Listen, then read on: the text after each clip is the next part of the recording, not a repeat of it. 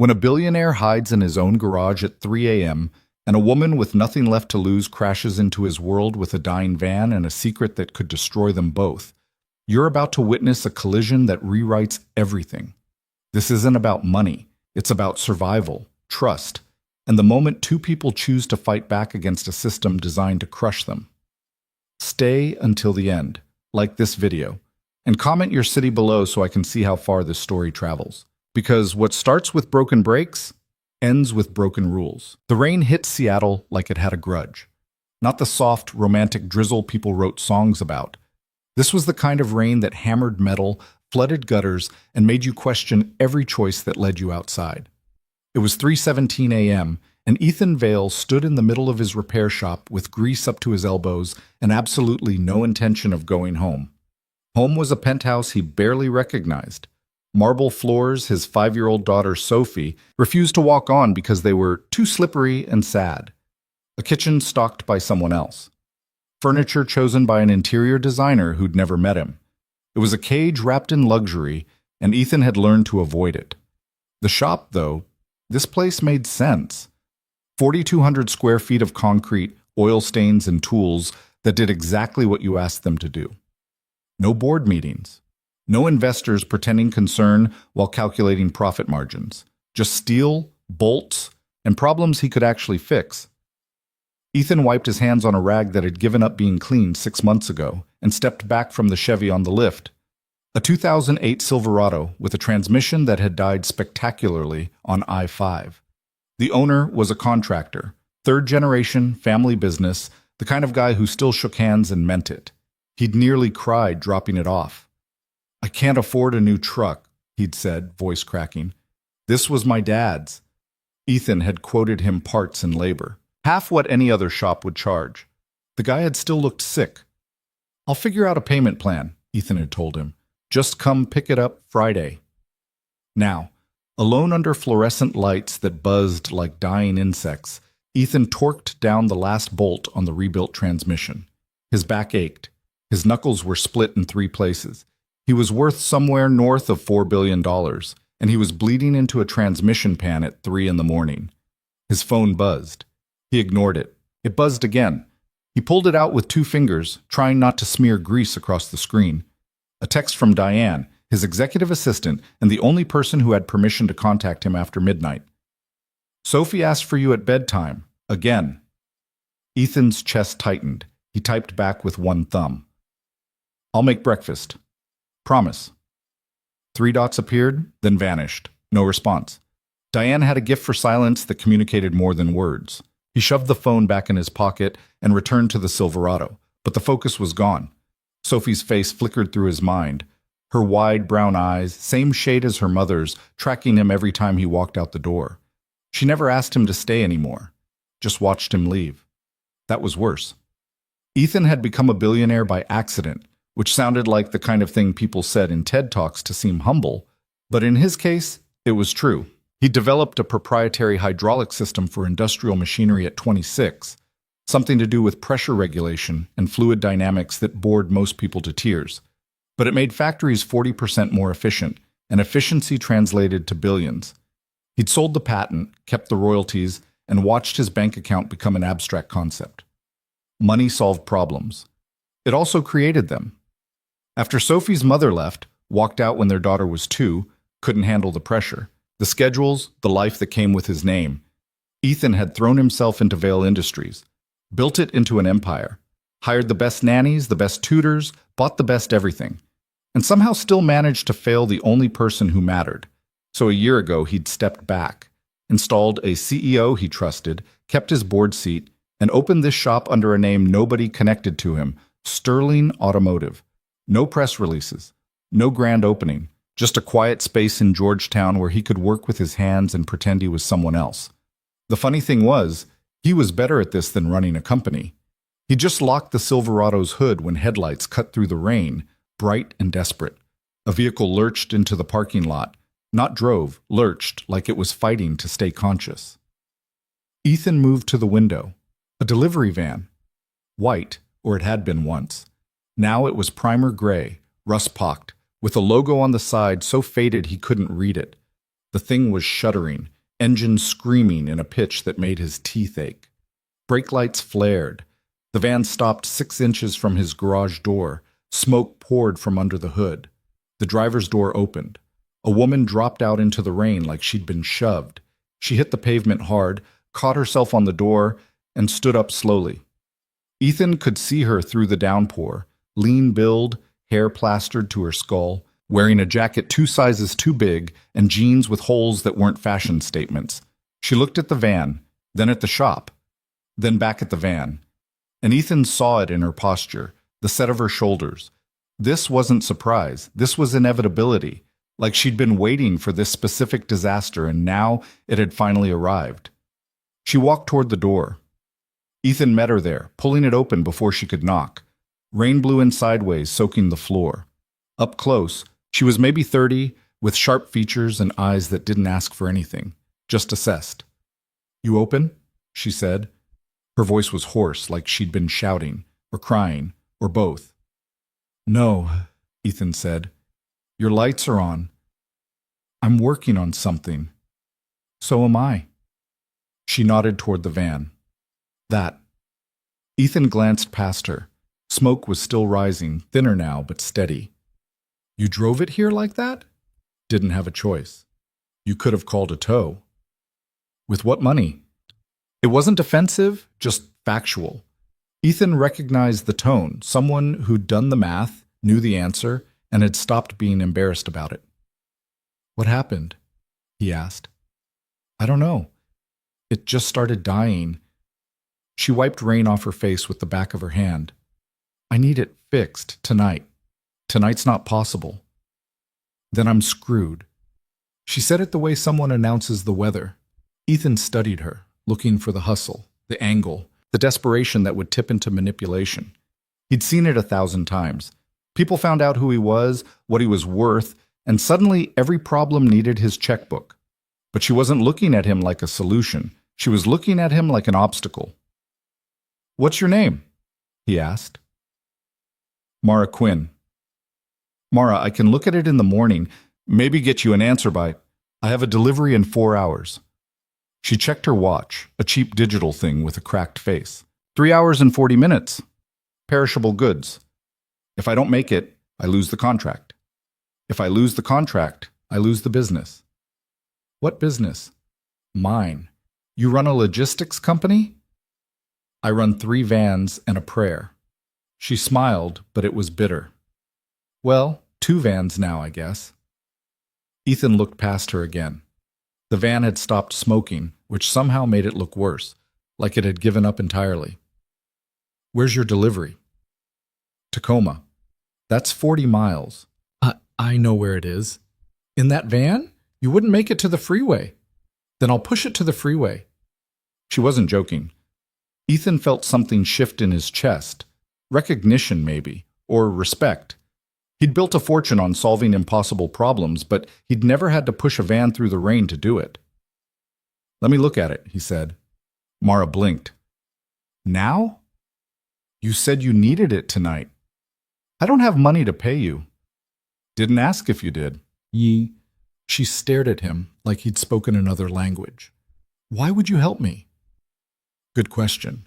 Ethan didn't have a good answer. Or maybe he had too many. Because Sophie was asleep in a house that didn't feel like home. Because his hands needed something real to fix. Because this woman had walked into a stranger's shop at 3 a.m. with nothing but a broken van and hadn't asked for pity once. "Because it's raining," he said finally. Mara studied him for a long moment, then nodded. "Okay." The van was worse than he'd thought. Ethan popped the hood and swore under his breath. Oil everywhere, coolant mixed in, which meant the head gasket was blown or cracked, belts frayed to the point of snapping. And the smell, burnt rubber, overheated metal, something almost sweet that meant transmission fluid had joined the party. "How long since this had maintenance?" he asked.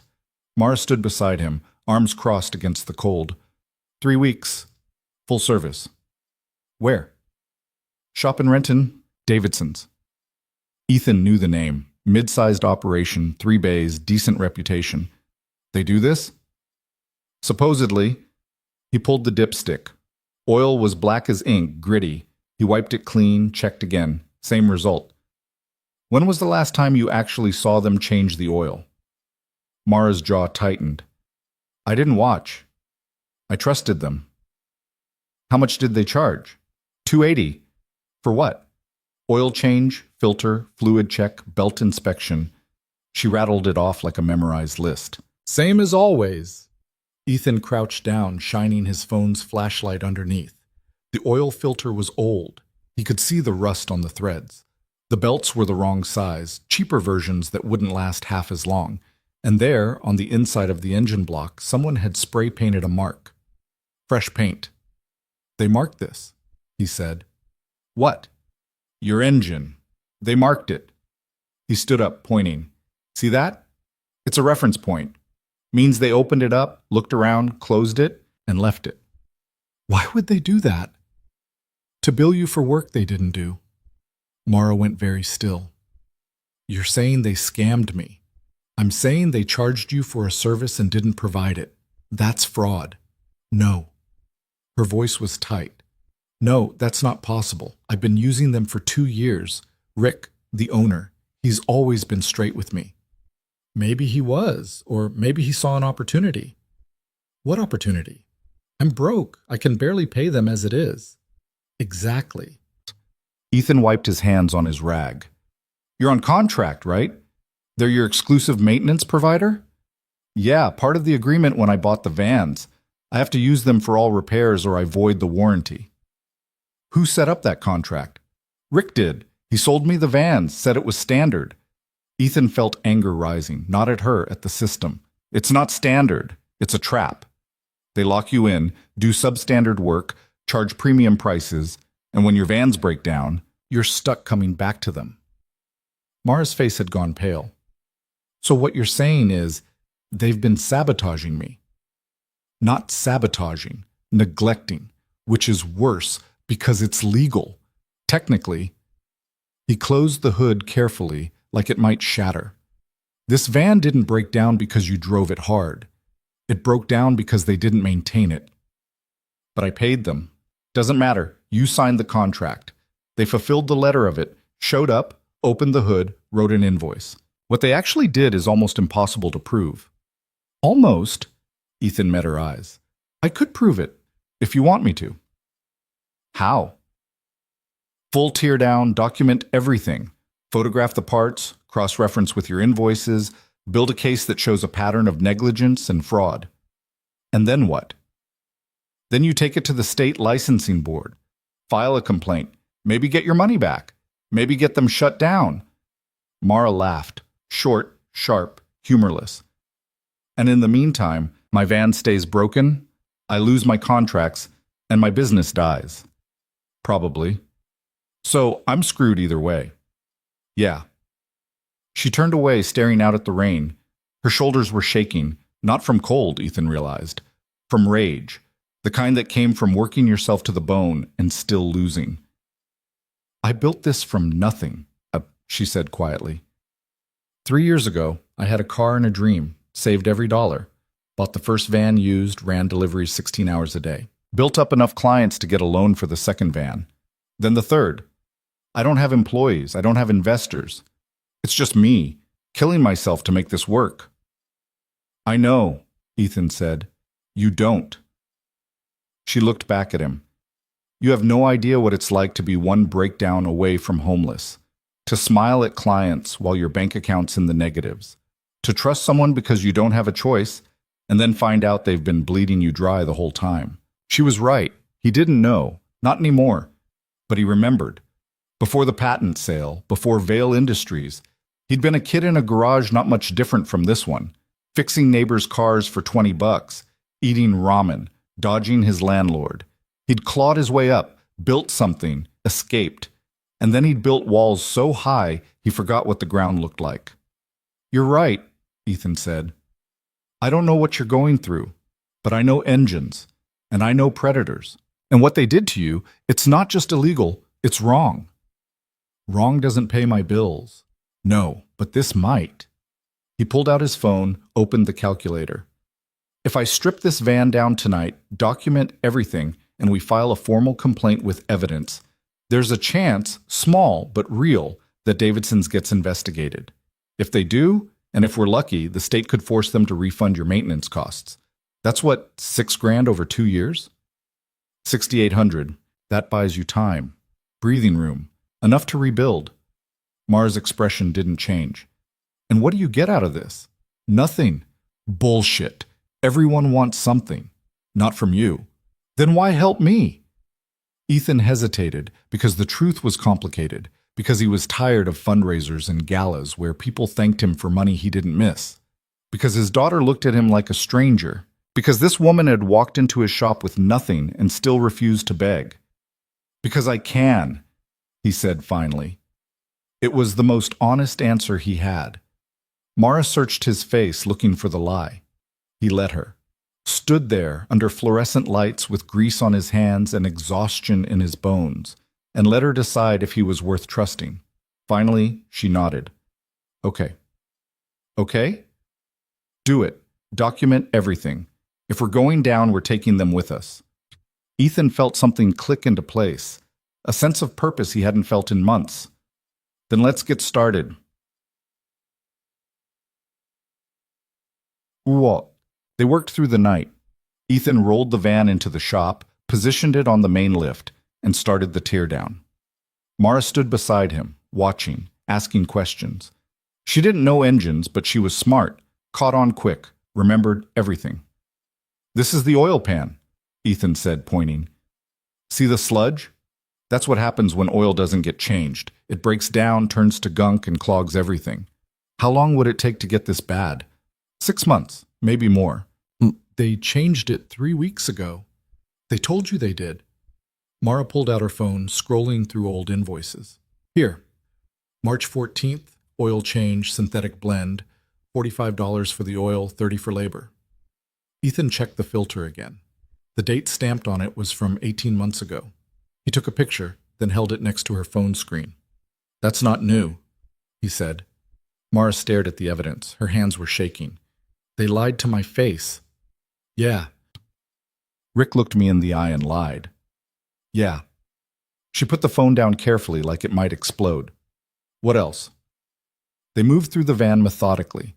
Belts that should have been replaced weren't. Coolant that should have been flushed wasn't. Brake pads worn down to metal, even though her last invoice showed brake service completed. Every discovery was a small detonation. Mara's anger went from hot to cold, from explosive to surgical. She stopped asking questions and started taking notes, writing down part numbers, dates, discrepancies. We need photos, she said. Everything. Multiple angles. Already on it. And receipts? I have all of them. Every invoice they ever gave me. Good, we'll cross-reference. What about witnesses? Other customers they screwed over? Ethan glanced at her. You want to build a case. I want to bury them. He smiled, first time all night. Then we're going to need more coffee. By 6 a.m. they had a file. 63 photographs, 14 invoices, a spreadsheet showing every discrepancy, and a narrative that was damning in its simplicity. Davidson's had charged Mara for services they'd never performed, used substandard parts when they did work, and trapped her in a contract that made her dependent on their incompetence. It was fraud, deliberate, provable. This goes to the state, Ethan said. They'll have to investigate. Mara sat on a stool, staring at the evidence on his laptop screen. Her eyes were bloodshot, face drawn. She looked like she'd aged 5 years in 5 hours. What if they don't care? She asked. They'll care. You don't know that. I do. Because this isn't just fraud, it's a pattern. And if Davidson's did it to you, they've done it to others. The state hates patterns. And if I'm wrong, if I file this complaint and they fight back, they could sue me for defamation or just make my life hell. They could. So why risk it? Ethan closed the laptop.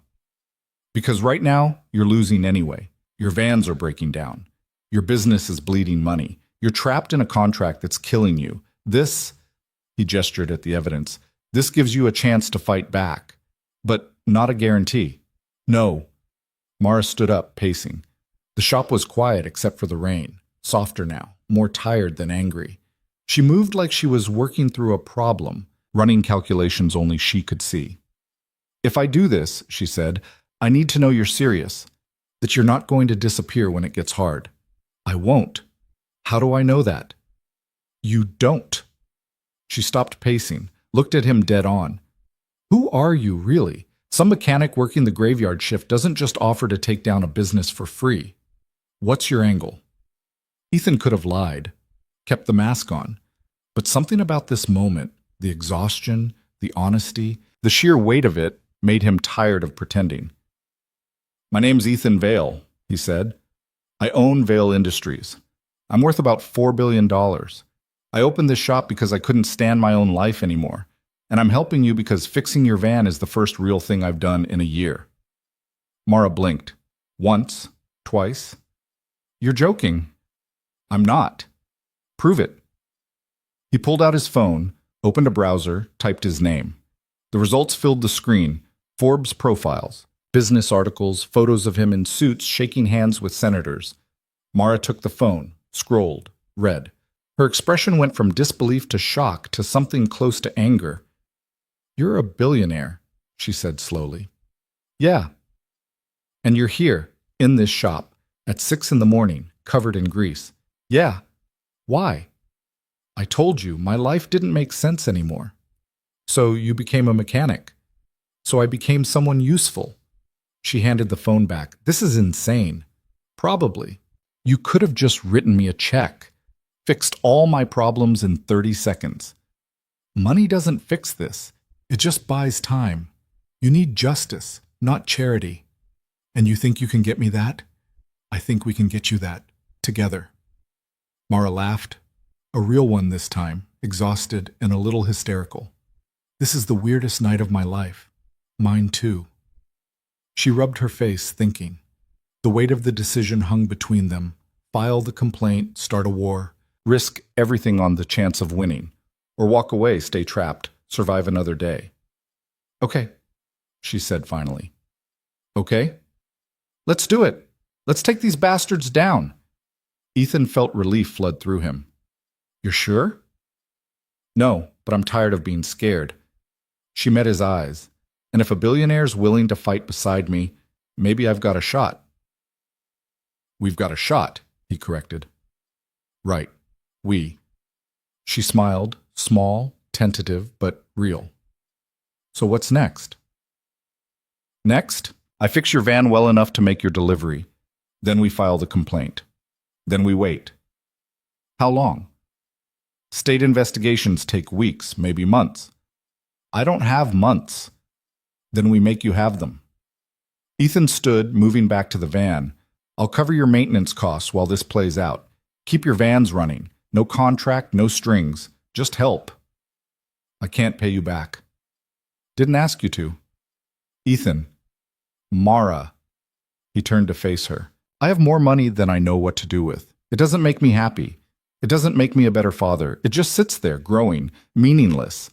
But this, helping you, fighting this fight, this means something. So let me do it. Not because you owe me, because I need this as much as you do. She studied him for a long moment, then nodded. Okay. But when this is over, I'm paying you back, every cent. Deal.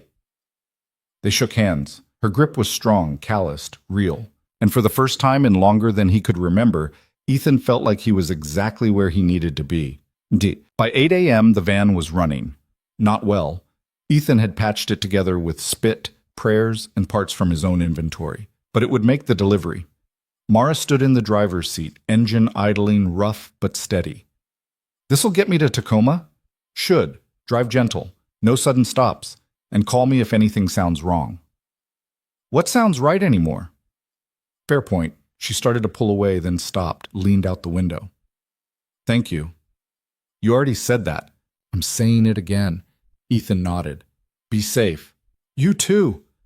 The van rumbled out into the gray Seattle morning, smoke trailing behind it like a wounded animal. Ethan watched until it disappeared, then turned back to his shop.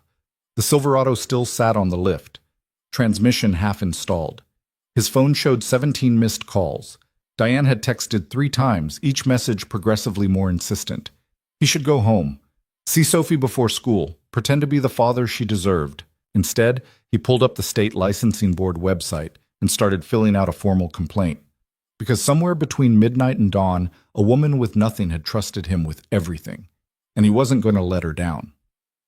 Outside, the rain started again. The complaint went live at 9:47 a.m. Ethan hit submit and watched the confirmation page load, feeling like he'd just lit a fuse without knowing how long it was.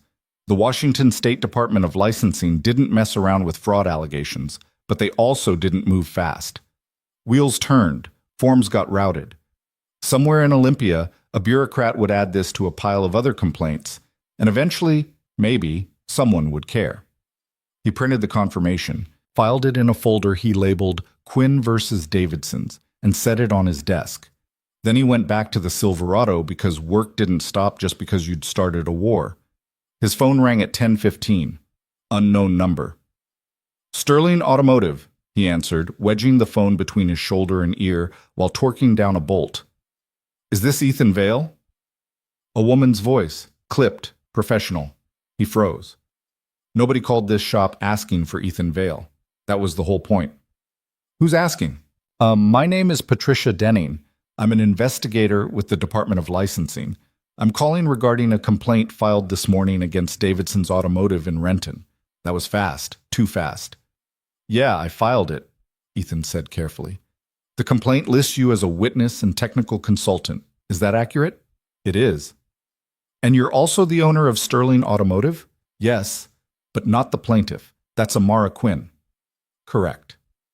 There was a pause. Paper rustling.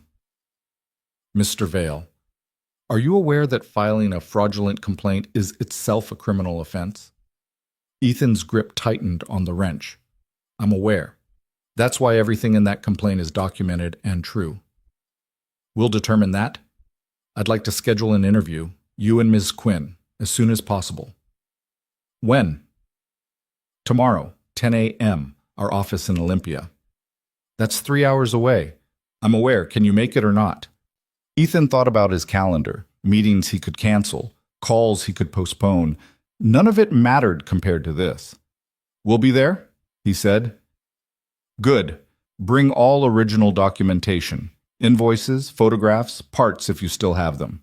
And Mr. Vale, don't discuss this case with anyone at Davidson's. If they contact you, refer them to our office. Understood. She hung up without a goodbye. Ethan set the phone down slowly. His hands were shaking, not from fear, from adrenaline. This was real. They were taking it seriously, which meant Davidson's was about to find out they'd been reported. And people didn't like being reported. He texted Mara.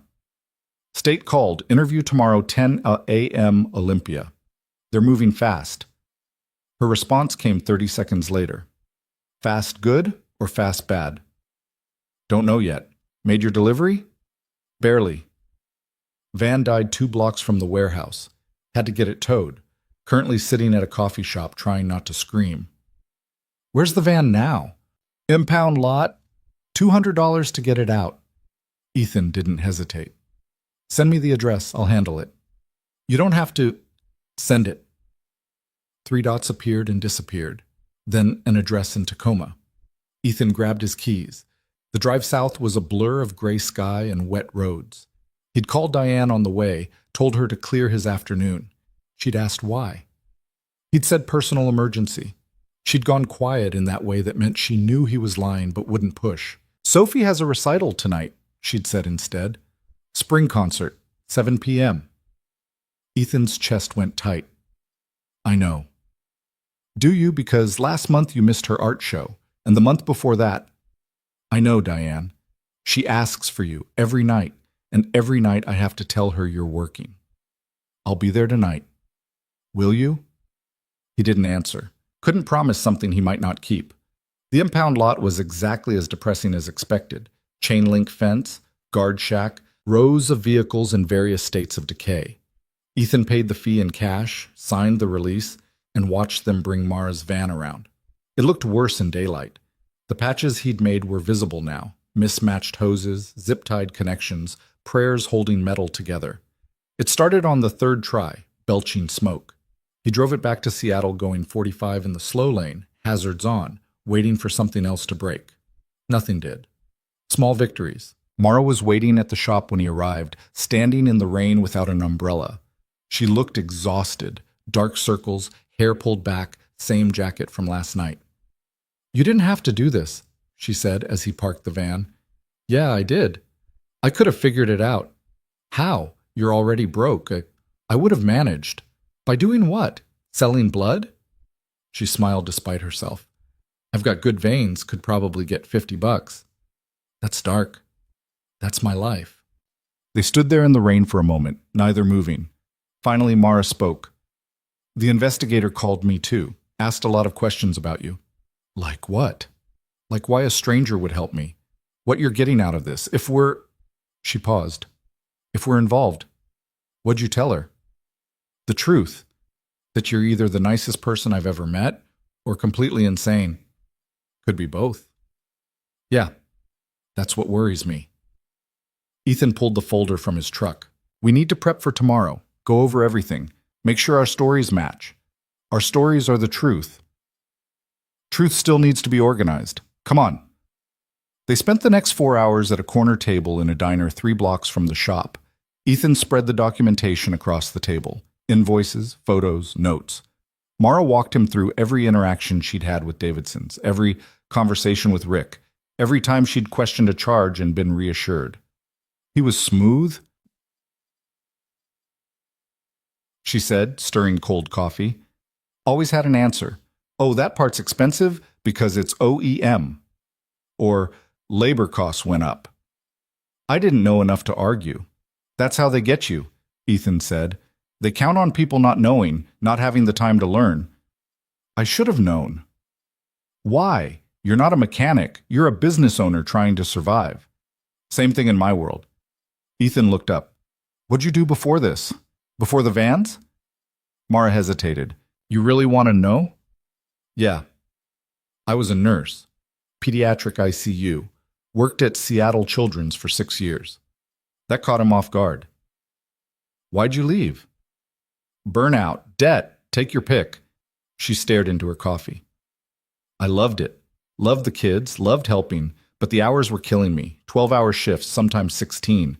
I'd go days without sleeping. And the pay, people think nurses make good money. We don't. Not when you're drowning in student loans." "So you started driving?"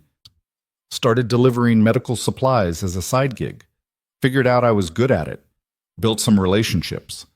One day I did the math and realized I could make more running my own delivery service than working myself to death in a hospital." She laughed, bitter. "Turns out I was just trading one kind of death for another. You're not dead yet. Give it time." Ethan slid a photo across the table, the oil filter from her van, stamped with a date from 18 months ago. "This is our smoking gun. They billed you for an oil change 3 weeks ago. This filter proves they didn't do it. Will the investigator care? If she's good at her job, yes. This isn't just negligence, it's fraud. They falsified service records." Mara picked up the photo, studying it. "What happens if we win?" "They lose their license, maybe face criminal charges. You get your money back, probably some damages on top. And if we lose, we're out time and effort. They walk free, and you're still trapped in that contract. So basically, I'm screwed either way. Unless we win." "You keep saying we, because it is we. I'm in this with you." She met his eyes. "Why? You still haven't really answered that."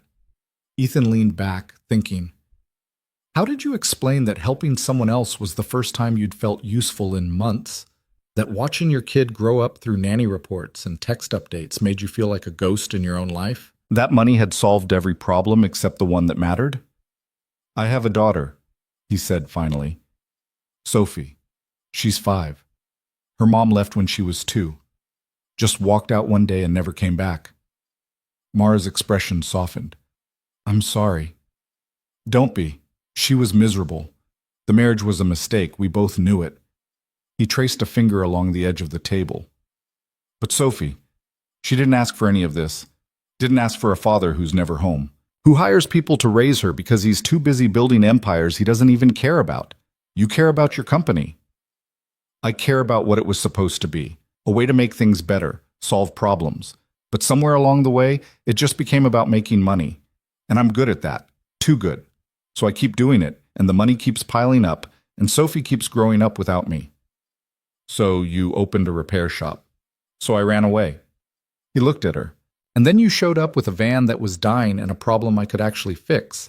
And for the first time in forever, I felt like I was doing something that mattered. Mara was quiet for a long moment. That's a lot of pressure to put on a broken van. I know.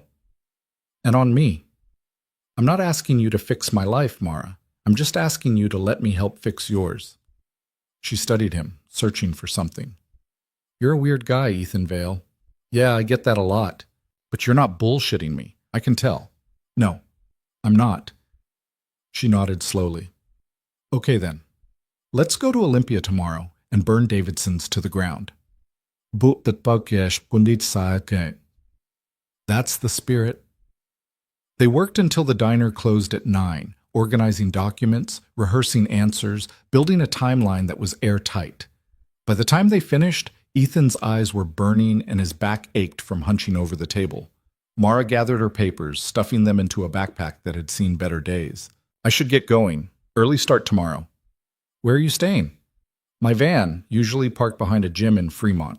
They don't tow if you're gone by 6. Ethan stared at her. You're living in your van. It's temporary. How temporary? 4 months. Jesus. It's fine. I've got a sleeping bag. Planet Fitness membership for showers. It works. Mara, don't. Her voice went hard.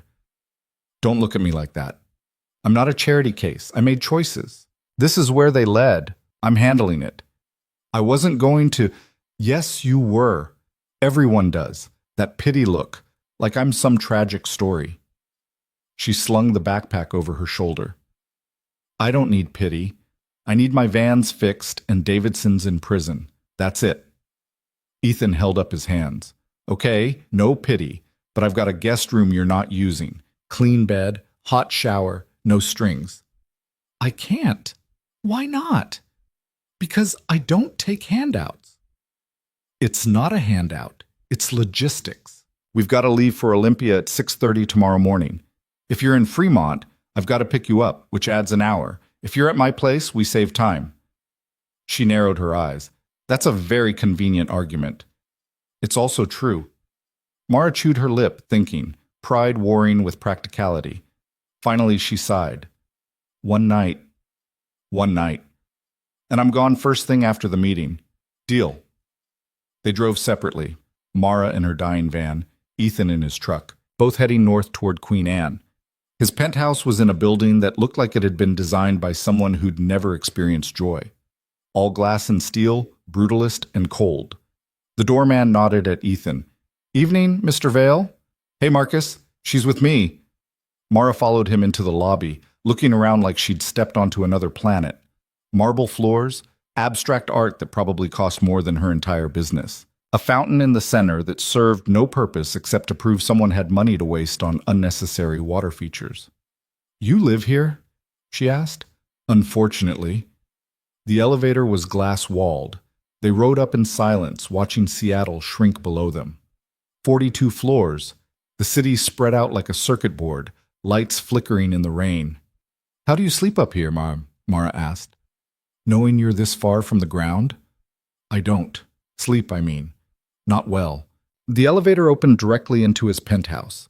Mara stepped out and stopped. The space was massive. 4,000 square feet of open floor plan, floor-to-ceiling windows, furniture that looked expensive because it was. And everywhere, toys. A dollhouse in the corner, coloring books on the coffee table, a pink backpack by the door. Sophie? Mara asked. Yeah. She's asleep. Ethan checked his watch.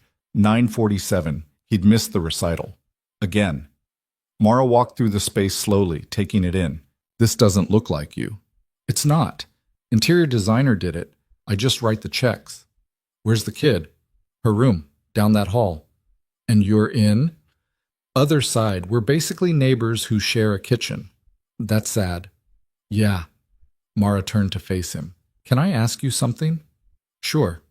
Why are you like this? You've got everything: money, success, a kid who's alive and healthy, but you're miserable. Why?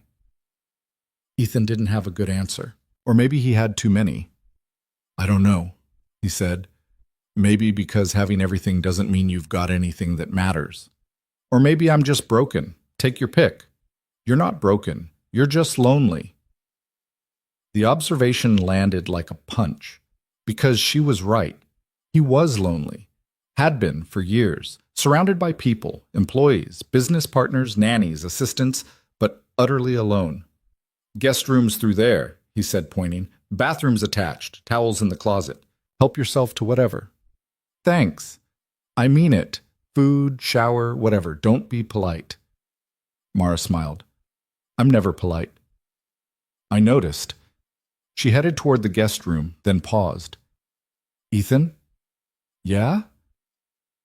Thanks for all of this. I know I'm prickly about it, but thanks. You're welcome. She disappeared into the room. Ethan stood in his kitchen, surrounded by granite and stainless steel, and felt more at home than he had in months. Because someone else was here, someone real. He checked on Sophie before bed. She was asleep, curled around a stuffed elephant, her face peaceful in the dim glow of her nightlight. He knelt beside her bed, brushing hair from her forehead. I'm sorry, he whispered. I'll do better. I promise. She didn't stir. He kissed her forehead and left, closing the door softly behind him. In his own room, he lay awake for hours, staring at the ceiling, thinking about oil filters and fraud, and a woman sleeping in his guest room who'd been living in her van for 4 months and never once asked him for anything. Somewhere around 2 a.m., his phone buzzed, a text from an unknown number. This is Rick Davidson. We need to talk. Ethan sat up slowly. His first instinct was to delete it. The investigator had said not to engage. But curiosity won. About what? The reply came fast. About the complaint you filed. You don't know what you're doing. I know exactly what I'm doing. No, you don't. That woman, Mara, she's playing you. She owes me money, skipped out on payments. Now she's making up stories to avoid paying. Ethan's jaw tightened. I've seen the evidence. You committed fraud. Evidence can be faked. I've been in this business 20 years, never had a complaint. You really think I'd risk everything over some deadbeat? I think you got greedy. And I think you're some white knight trying to impress a girl. It's pathetic. Ethan's hands clenched around the phone. See you at the investigation. You're making a mistake. Back off now, and maybe I don't sue you for defamation. Try it. He blocked the number and set the phone down. His heart was racing. Rick was scared. That text wasn't a threat. It was panic, which meant they were on the right track, but it also meant things were about to get uglier. He should warn Mara, let her know what they were walking into. But when he passed her door, he heard soft breathing. She was asleep. Actually asleep. Maybe for the first time in days. He'd tell her in the morning. Morning came too fast. Ethan woke at 5:30 to find Mara already awake, showered, sitting at his kitchen island with a cup of coffee and her notes spread out. You sleep? He asked. 3 hours? You? 2. We're a mess. Functional mess. She smiled. Davidson texted me last night. Threatened to sue if I didn't drop the complaint. Me too. What'd you say? Told him to try it. Same. She sipped her coffee. He's scared. Yeah, which makes him dangerous. Think he'll show up today? To the state interview? No. He'll send a lawyer, let them do the talking. What about us? We tell the truth, show the evidence, let it speak for itself. Mara nodded, but her hands were shaking slightly. Ethan covered one with his own. Hey, we've got this. You don't know that. I do, because we're right, and the evidence doesn't lie. Evidence gets ignored all the time. Not this time. She met his eyes. How can you be so sure? Because I've never been more sure of anything in my life. It wasn't entirely true, but it felt true. And sometimes that was enough. They left at 6:30, took Ethan's truck because Mara's van wouldn't make it. The drive to Olympia was quiet. Rain hammered the windshield. Mara went through her notes one more time, lips moving silently. The Department of Licensing building was gray concrete and bureaucratic efficiency. They checked in at the front desk, were given visitor badges, and led to a small conference room on the third floor. Patricia Denning was already waiting, late 40s, sharp suit, eyes that missed nothing. She stood when they entered, shook hands with both of them. Mr. Vale, Ms. Quinn, thank you for coming. Thanks for seeing us so quickly, Ethan said. When a complaint is this detailed, we take it seriously. She gestured to the chairs. Please sit. They sat. Denning opened a laptop, pulled up files. I've reviewed your complaint and documentation, she said. I have to say, this is one of the more comprehensive fraud allegations I've seen. You did your homework. We wanted to be thorough, Mara said. You were. Almost too thorough. Denning looked at Ethan. Mr. Vale, your background came up in our initial screening. You're not just a mechanic, are you? I own Sterling Automotive and Vale Industries. Yes, which makes you a very wealthy man going after a small business owner. Some might see that as bullying. Ethan felt his stomach drop. That's not what this is. Then what is it? It's justice. Davidson's committed fraud. The evidence proves it. Evidence you collected in your shop. Evidence that could have been tampered with. I didn't tamper with anything. Can you prove that? Mara leaned forward. I was there. The whole time. I watched him document everything. Nothing was faked. Denning's gaze shifted to her. Ms. Quinn, you're in financial distress, correct? Living in your vehicle? Mara's face went hard. What does that have to do with anything? It establishes motive. You owe Davidson's money. This complaint could be seen as retaliation. I owe him money because he charged me for work he didn't do. Or maybe you just don't want to pay your bills. The words hung in the air like a slap. Ethan felt rage building. That's not what happened, he said, voice tight. Then walk me through it, Denning said. Every detail. Because right now, I've got a he said, she said situation, and Davidson's lawyer has already submitted a counterclaim saying you're harassing his client. He texted us last night, Mara said. Threatened to sue if we didn't drop it. Do you have proof of that? Mara pulled out her phone, showed the messages. Denning read them, expression neutral. I'll note this, she said, but texts aren't evidence of fraud. I need hard proof. We have hard proof, Ethan said. He opened his folder, laid out the photos. This oil filter, dated 18 months ago. Mara's invoice shows an oil change 3 weeks ago. That's fraud. Denning examined the photo. How do I know this filter came from her van? Because I pulled it myself. In your shop, where you could have swapped it with an old one. Well, why would I do that? To win the case, to be the hero. She closed the laptop. Look, I'm not saying you're lying. I'm saying this is going to be hard to prove. Davidson's has been in business 20 years. No prior complaints. Good standing with the Better Business Bureau. You're asking me to believe they suddenly turned criminal over a few $1,000s. People get desperate, Mara said quietly. Businesses struggle. Maybe Davidson's isn't doing as well as it looks. Maybe cutting corners was the only way to stay afloat. Denning considered that. It's possible, but I'd need more. Other victims. A pattern.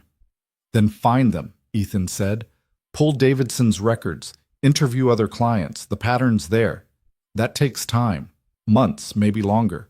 We don't have months. Then you should have thought of that before filing.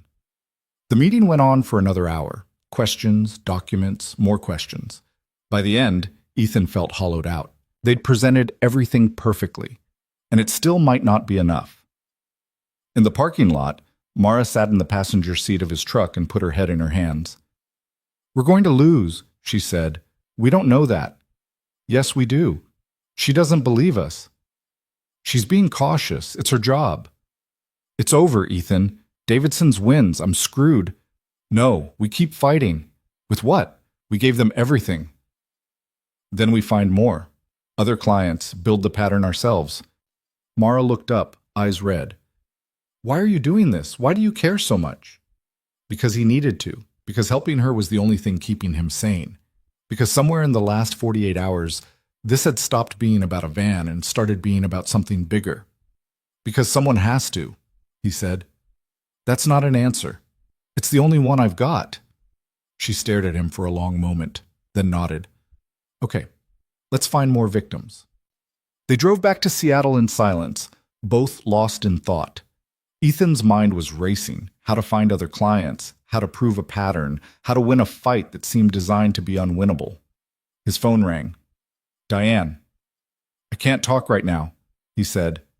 You need to. Sophie's school called. She's sick. Fever. They need someone to pick her up. Guilt crashed over him. Where are you? In a meeting you scheduled for today, remember? He didn't. Hadn't even checked his calendar. I'll get her, he said. Ethan, you can't keep doing this, disappearing, forgetting. She needs stability. I know. Do you? Because it doesn't look like it. He hung up, looked at Mara. I have to go, she said. Your kid needs you. I'll drop you at the shop first. I can take the bus. Mara. Ethan, go get your daughter. I'll be fine. He dropped her anyway, watched her walk into the shop, then drove to Sophie's school faster than he should have. She was in the nurse's office, small and pale, hugging her elephant. When she saw him, her face lit up despite the fever. Daddy! Hey, Bug, I hear you're not feeling good. My tummy hurts. Let's get you home. He carried her to the truck, buckled her in, drove home through rain that wouldn't quit. She fell asleep against the window, and he kept glancing over, making sure she was breathing. At home, he put her to bed, gave her medicine, sat beside her until she fell asleep again, and realized he'd been so focused on fixing Mara's problems that he'd almost forgotten he had his own. His phone buzzed, a text from Mara. Van died again. I'm stuck in Georgetown. Don't worry about it. I'll figure it out. Ethan looked at Sophie, small and sick in her bed. Then he texted back. Address? Because he'd made a promise, and he didn't break those. Even when it cost him everything, Ethan called Diane back while Sophie slept, keeping his voice low. I need you to come to the penthouse. Watch Sophie for a few hours. There was a pause. He could hear the disapproval through the phone. She's sick, Ethan. She needs her father, not her father's assistant. I know, and I'll be back. But someone else needs help right now, and I'm the only one who can... There's always someone else. Always another emergency. When does your daughter become the priority? The words hit like a hammer, because Diane was right. She was always right. 2 hours, he said. That's all I'm asking. Another pause. Longer this time. Fine. But Ethan, this can't keep happening. I know. She arrived 20 minutes later, let herself in with the key he'd given her years ago. She found him in Sophie's room, sitting on the floor beside the bed, watching his daughter breathe. She's been asking about her mother again, Diane said quietly from the doorway. Ethan's chest tightened. What'd you tell her? The truth. That sometimes people leave and it's not because of anything we did wrong. She's 5. She doesn't understand that. She understands more than you think. Diane moved into the room, checked Sophie's forehead with the back of her hand. Fever's down a little. Did you give her medicine? Yeah, the children's Tylenol. Purple bottle. Good. She looked at him. Where are you going that's so important? Georgetown. Mara's van died again. Mara, the woman from the complaint. Yeah. The one living in her van. Not anymore. I'm working on that. Diane's expression shifted to something between concern and frustration. Ethan, you can't save everyone. I'm not trying to save everyone, just her. Why? He didn't have an answer that would make sense because it felt right.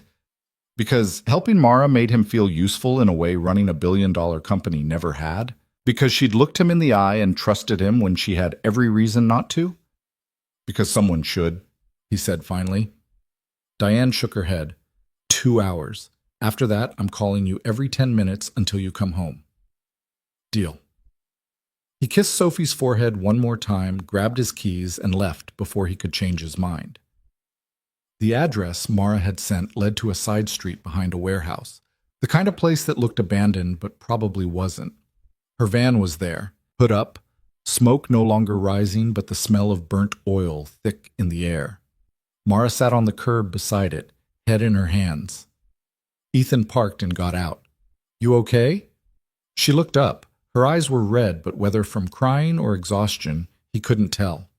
Define okay. Not bleeding, still breathing. Then, yeah, I'm fantastic.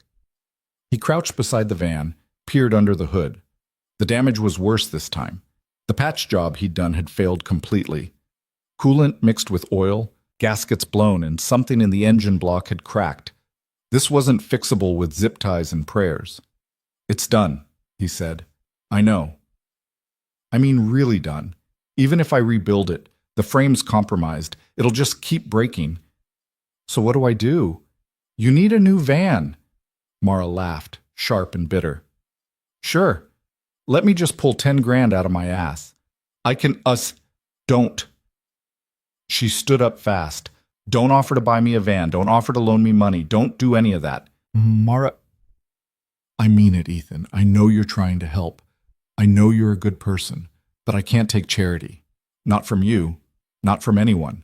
It's not charity. It's a business investment. In what business? I'm done. This van was my last one. The other two are in even worse shape. Davidson's has been bleeding me dry for 2 years and I didn't even know it. I'm broke. Homeless. And now I don't even have a way to make money. She kicked the van's tire. It's over. It's not over. Yes, it is.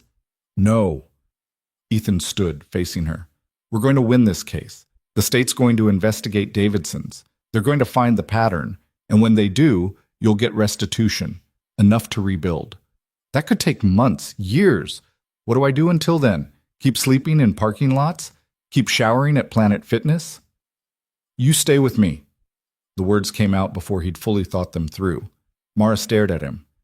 What? You stay at my place. Guest room. No rent, no strings, just a place to sleep while we figure this out. That's insane. Probably. I can't live with you. Why not? The room's empty. You'd be doing me a favor, honestly. The place is too big and too quiet. Ethan, I'm not a charity case. And I'm not offering charity. I'm offering a room. That's it. He met her eyes. Look, you helped me realize something. My life doesn't make sense because I'm not living it. I'm just going through motions. Work, home, Sophie. Repeat. But helping you, fighting this fight. It's the first time in forever I felt like I'm doing something that matters. So I'm your midlife crisis project? Maybe. Or maybe you're just someone who deserves help and I'm someone who can give it. Does it matter which? Mara looked away, jaw working, pride and pragmatism at war again. 1 month, she said finally. That's it. 1 month while we deal with Davidson's. After that, I'm gone. 1 month. And I'm paying you back. Every dollar. I don't care if it takes 10 years. Fine. I'm serious. I know you are. That's why I'm agreeing. She shook her head. You're crazy. Yeah, I've been told that. They stood there in the rain, two people who made no sense together but somehow fit anyway. Then Mara's phone rang. She answered, listened, and her face went pale. When? She asked. Then, are you sure? A pause. Okay, yeah, thank you. She hung up slowly. What? Ethan asked. That was the state investigator, Denning. She said Davidson's filed a restraining order against me. What? He's claiming I've been harassing him, threatening his business, showing up at his shop. That's bullshit. You haven't been anywhere near his shop. I know, but he's got witnesses saying otherwise. People willing to testify I've been there, making scenes. Ethan felt rage building. He's manufacturing evidence, and it's working. Denning said, if the restraining order goes through, it'll damage our credibility, make it look like I'm unstable, vindictive. We'll fight it. With what? We can barely prove the fraud case. How are we supposed to prove I wasn't somewhere when he's got people saying I was? Ethan thought fast. Alibi. Where were you the days he's claiming you showed up? I don't know, working, driving, alone. Receipt, GPS data from your phone? Maybe, I'd have to check. Then check. We need to prove he's lying. He pulled out his phone. I'm calling my lawyer. You have a lawyer? I have 6, but only one I actually trust. The call connected, a woman's voice, crisp and professional. Ethan, it's been a while. Hey, Lauren, I need help. Of course you do. What's the situation? He explained quickly the fraud case, the restraining order, Davidson's counterclaims. Lauren listened without interrupting. This is messy, she said when he finished. I know. And you're emotionally involved. I'm helping someone who needs it. That's what I said. Emotionally involved. A pause. But you're right. This sounds like witness tampering and falsified evidence. I can file a motion to dismiss the restraining order, get a hearing scheduled. How long? Week, maybe 2. We don't have 2 weeks. Then you should have called me sooner. Her voice softened. Ethan, what are you doing? This isn't your fight. Yes, it is. Why? Is there something between you and this woman? No, she's just... He stopped, looked at Mara, who was watching him with an expression he couldn't read. She's someone who deserves better than what she got, and I can help. You can't save everyone. That's the second time someone's told me that today. Maybe you should listen. Maybe, but I'm not going to. Lauren sighed. Fine, send me everything. Complaint, evidence, restraining order documents. I'll start working on it. Thank you. Don't thank me yet. This is going to get ugly.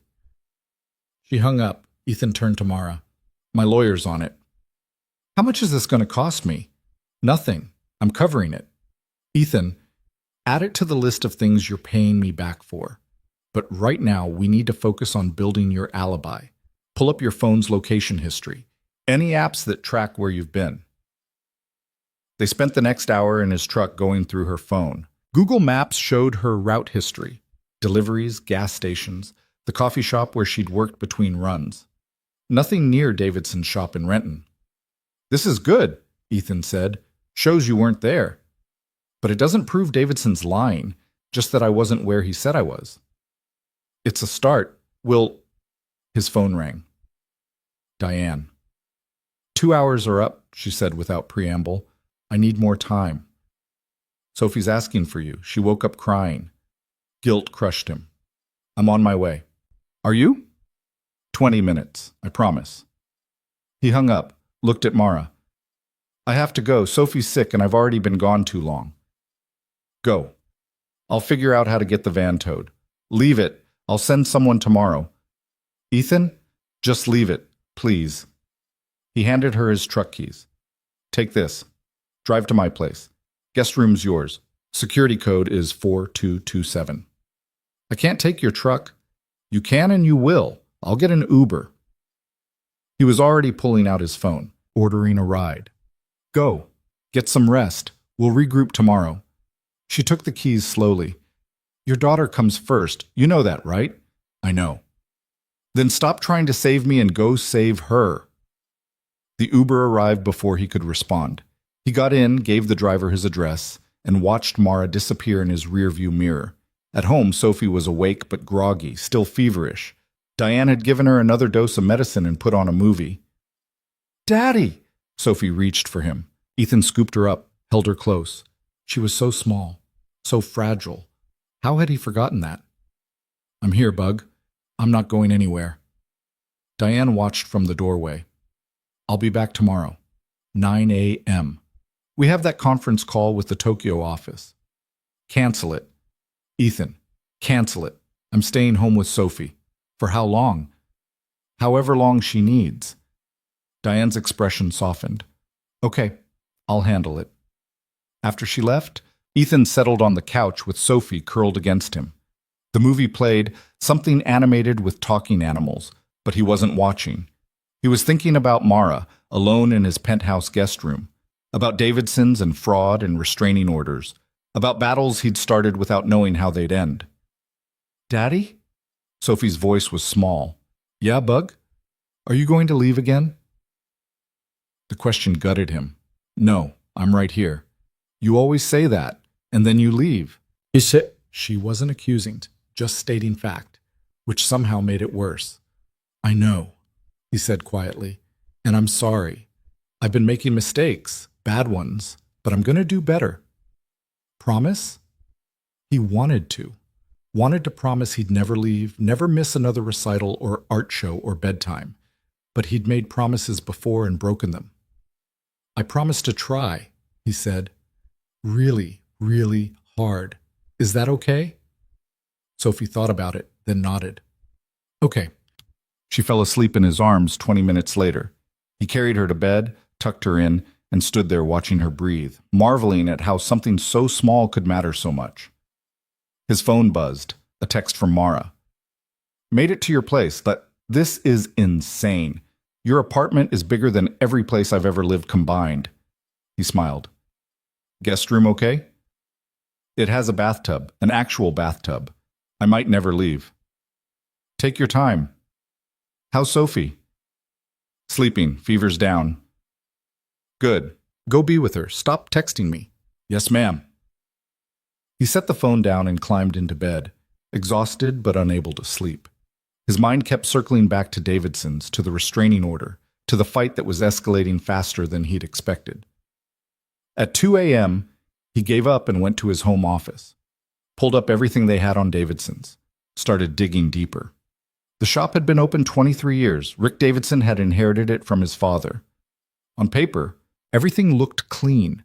No complaints with the Better Business Bureau, good reviews online, a few negative ones, but nothing unusual. But when Ethan started looking at business records, public filings, tax documents, cracks appeared. Davidson's revenue had dropped 40% over the last 5 years. They'd taken out loans, refinanced twice. The building they operated from was mortgaged to the hilt. They were struggling, badly. Which explained the fraud. When businesses got desperate, ethics became negotiable. Cut corners here, overcharge there. Most customers wouldn't notice. And the ones who did? Well, that's what contracts and intimidation were for. Ethan's phone rang. Unknown number. He almost didn't answer. Hello? Mr. Vale, this is Rick Davidson. Ethan sat up straight. How'd you get this number? Not important. We need to talk. My lawyer said... I know what your lawyer said. I also know you've got deep pockets and a savior complex. So here's the deal. Back off. Drop the complaint. Pay Mara's debts to me, and we all walk away clean. Her debts to you are fake. You defrauded her. Says you. My lawyers say otherwise. Then I guess we'll let the state decide. The state? Rick laughed. The state's got 100 cases like this. They're overworked and underfunded. You think they care about some delivery driver and her broken vans? They'll take one look at my pristine record and laugh you out of the office. We'll see. No, you won't. Because here's what's going to happen. I'm going to drag this out, file motion after motion, bury you in paperwork. And while I'm doing that, I'm going to make sure every shop in Seattle knows not to touch Mara's vans. She'll be blacklisted, unable to get parts, unable to get service. Her business will die slowly while you watch. You can't do that. I already am. Made some calls today, friendly conversations with other shop owners. Told them there's a woman going around making false accusations. Advised them to avoid her, for their own protection, of course. Ethan's grip tightened on the phone. That's illegal. Prove it. Conversations between business owners aren't recorded. It's my word against yours. And I've got 23 years of reputation. You've got a shop that's been open for what? A year? 11 months? Exactly. You're nobody. And Mara? She's less than nobody. So here's my final offer. 50 grand. Covers her alleged debts, plus compensation for the stress this has caused me. You write the check, she signs a release, and we're done. No. Think carefully. 50 grand is nothing to you, but for her it's everything. You could end this right now. Be her hero. Isn't that what you want? Ethan wanted to reach through the phone and choke him, but Rick was right about one thing. 50 grand was nothing. Pocket change. He could write the check, make this go away, let Mara rebuild without the weight of this fight. But it wouldn't be justice. It would be a payoff. And guys like Rick would keep doing this to other people. Other Maras who didn't have a billionaire willing to fight for them. The answer's no, Ethan said. See you in court. He hung up. His hands were shaking. The next morning, Sophie was better, fever gone, color back in her cheeks. She ate breakfast, actual breakfast, not just crackers, and wanted to watch cartoons. Ethan stayed with her, called Diane, told her to clear his schedule for the week. She didn't argue, just said she'd handle it. At noon, Mara emerged from the guest room looking like she'd actually slept. Her hair was damp, face clean. She'd borrowed one of his old t-shirts and it hung on her like a dress. "Morning," she said. "Afternoon," he corrected. "Right, sorry. I slept hard." She noticed Sophie on the couch. "Hey, you must be Sophie." Sophie looked up, studied Mara with the serious expression kids get when they're deciding if someone's safe. "You're pretty," Sophie said finally. Mara smiled. "Thanks. You too." "Are you Daddy's friend?" "I think so, yeah." "Good. He needs more friends." Ethan felt his chest tighten, out of the mouths of children. Mara came into the kitchen, keeping her voice low. "Davidson called you last night, didn't he? I heard your phone ring. How'd you know it was him?" "Because mine rang too, about 20 minutes before yours. Offered me 20 grand to drop the complaint and disappear." "What'd you say?" "I told him to go to hell." She poured coffee. "Then he said if I didn't take the deal, he'd make sure I never worked in Seattle again. That he'd blacklist me with every shop, every parts supplier, everyone. He told me the same thing." "You think he can do it?" "Probably. Business owners talk. Reputation matters. If he spreads the right rumors, you'll be toxic. So we're screwed. Or we go nuclear." Mara looked at him. "What does that mean?" "It means we stop playing defense. We find every other person Davidson's has screwed over. Build a class action. Turn this from one complaint into a pattern so big the state can't ignore it." "How do we find them?" "Reviews, online complaints. We look for anyone who's mentioned Davidson's negatively.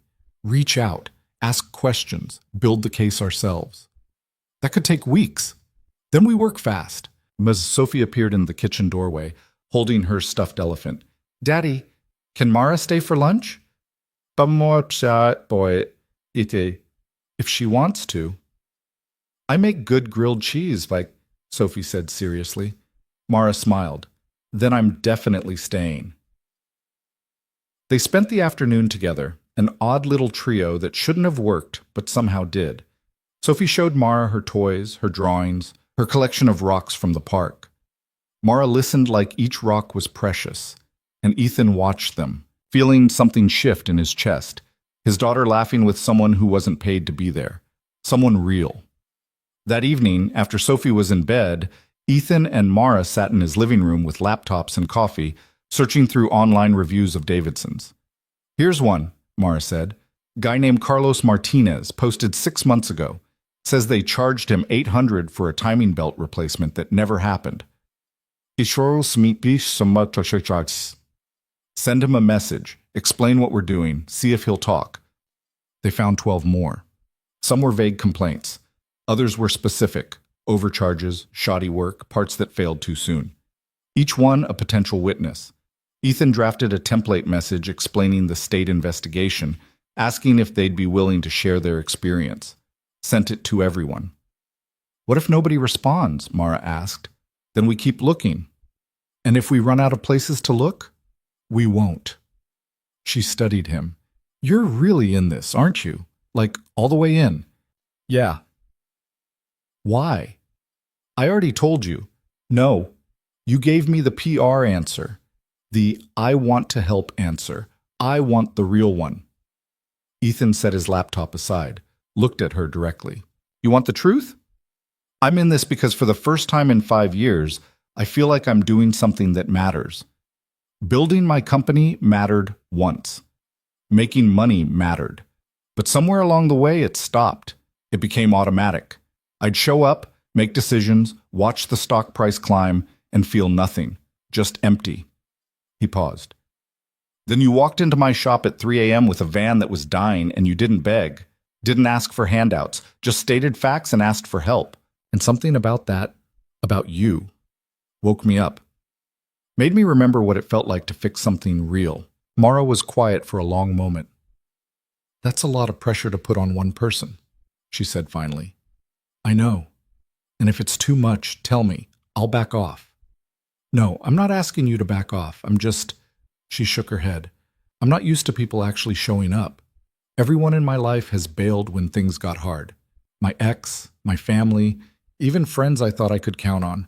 So when you keep showing up, keep fighting, it's hard to believe it's real. It's real. Is it? Or are you going to wake up one day and realize this was a mistake? That I'm not worth the trouble? You're worth it. You don't know that. You barely know me. I know enough. She met his eyes, and for a moment something passed between them. Not attraction, or not just that. Understanding, maybe. Recognition. Two people who'd been lost finding each other in the wreckage. Then Mara's phone buzzed. She checked it, and her face went pale. What? Ethan asked.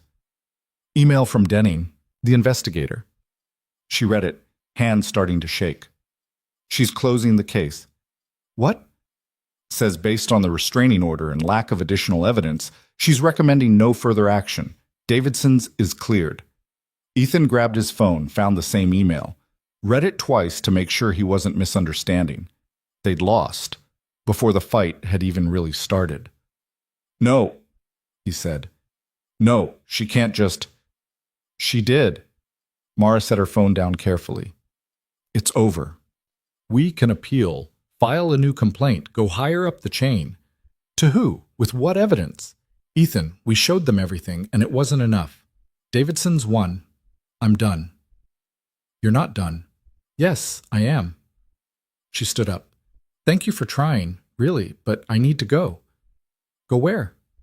I don't know. Anywhere but here. Mara, it's almost midnight. I'll figure it out. I always do. She headed toward the guest room. Ethan followed. Don't do this. Don't run.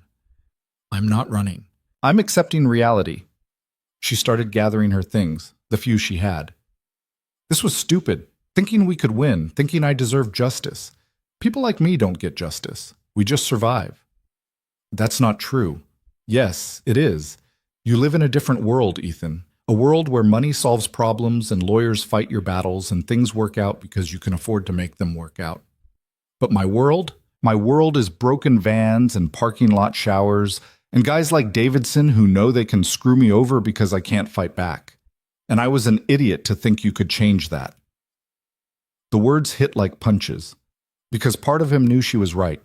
He did live in a different world, one where 50 grand was nothing and 6 lawyers were a phone call away. But that didn't mean he was going to quit.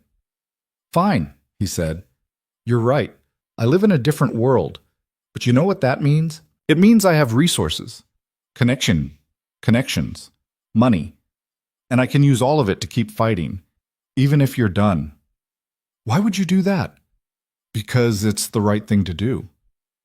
Nobody does the right thing just because it's right. I do. She stared at him, searching for the lie, the angle, the moment when he'd reveal this was all some elaborate game. She wouldn't find it, because it wasn't there. You're insane, she said finally. Probably. And you're going to lose. Maybe. And you're okay with that? No. But I'm less okay with letting Davidson win. Mara sat down on the bed, sudden and heavy, like her legs had given out. She put her face in her hands. I can't do this anymore, she said, voice muffled. I'm so tired of fighting, of losing, of pretending I'm strong when I'm barely holding it together. Ethan sat beside her, didn't touch her, just sat close. You don't have to be strong. Not right now. Yes, I do. If I stop, I'll fall apart. Then fall apart. I'll be here when you're done. She looked up at him. Her eyes were wet. Why do you care so much? I don't know. I just do. That's not an answer. It's the only one I have. They sat in silence. Then Mara spoke, voice barely above a whisper. When I was a nurse, we had this patient, 8 years old, leukemia. She was there for months. Chemo, radiation, the whole nightmare. And every day I'd watch her fight, watch her smile even when she was in pain, watch her parents hold it together even though they were breaking. She paused. One night, her vitals crashed. Code blue. We worked on her for 40 minutes, did everything we could. But she died anyway.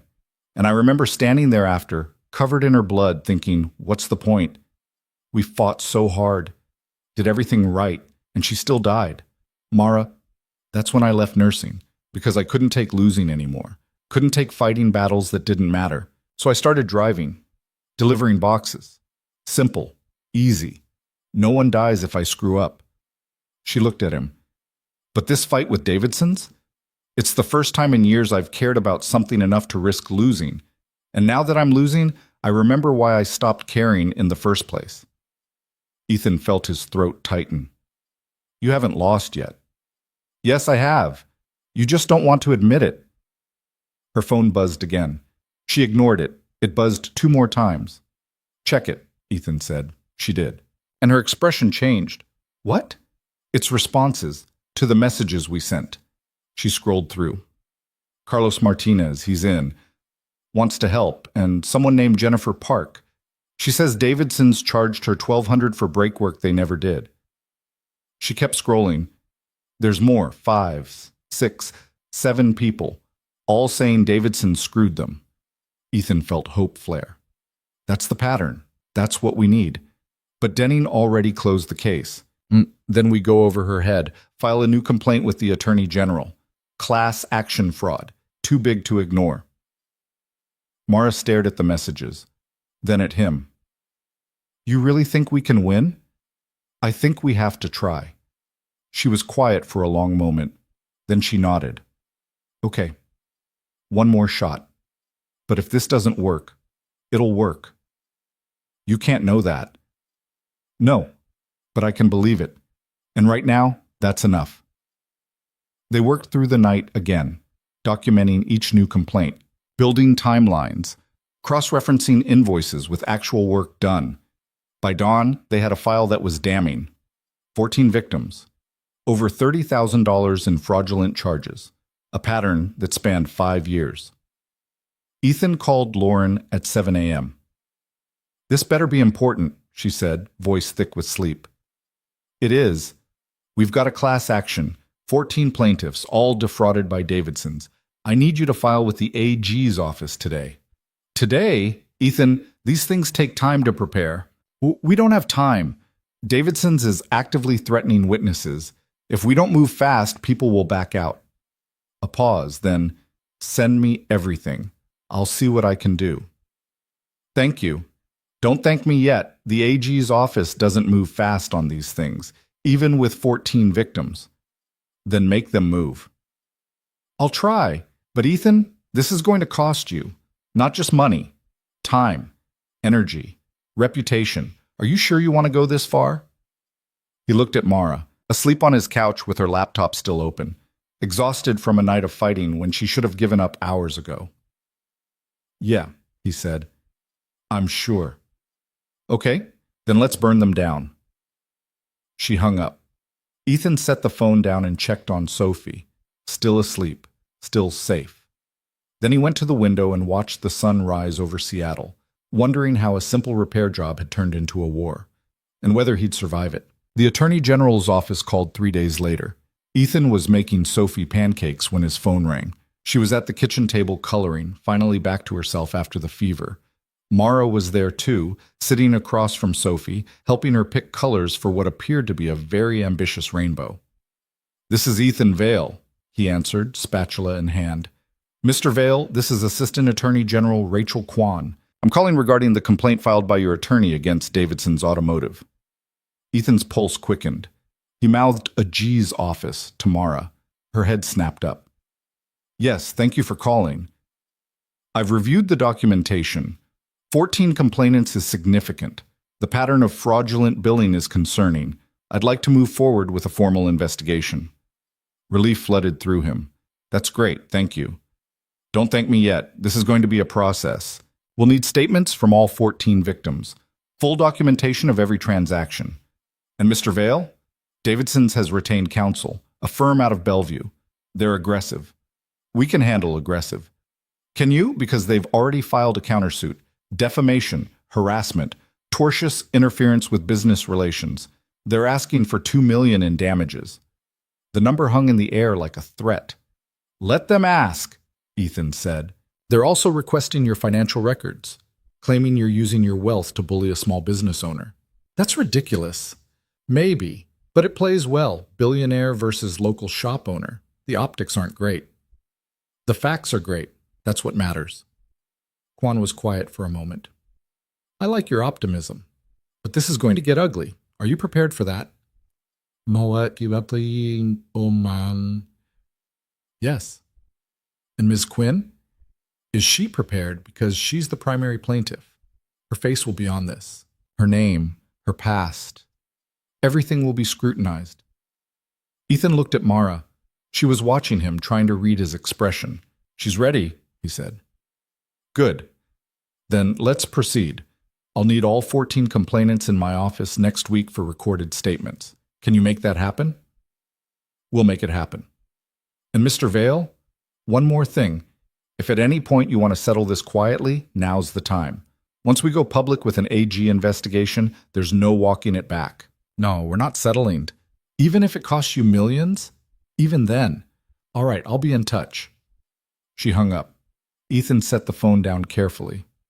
We're in? Mara asked. We're in. And they're suing us for $2 million. They're suing me, not you.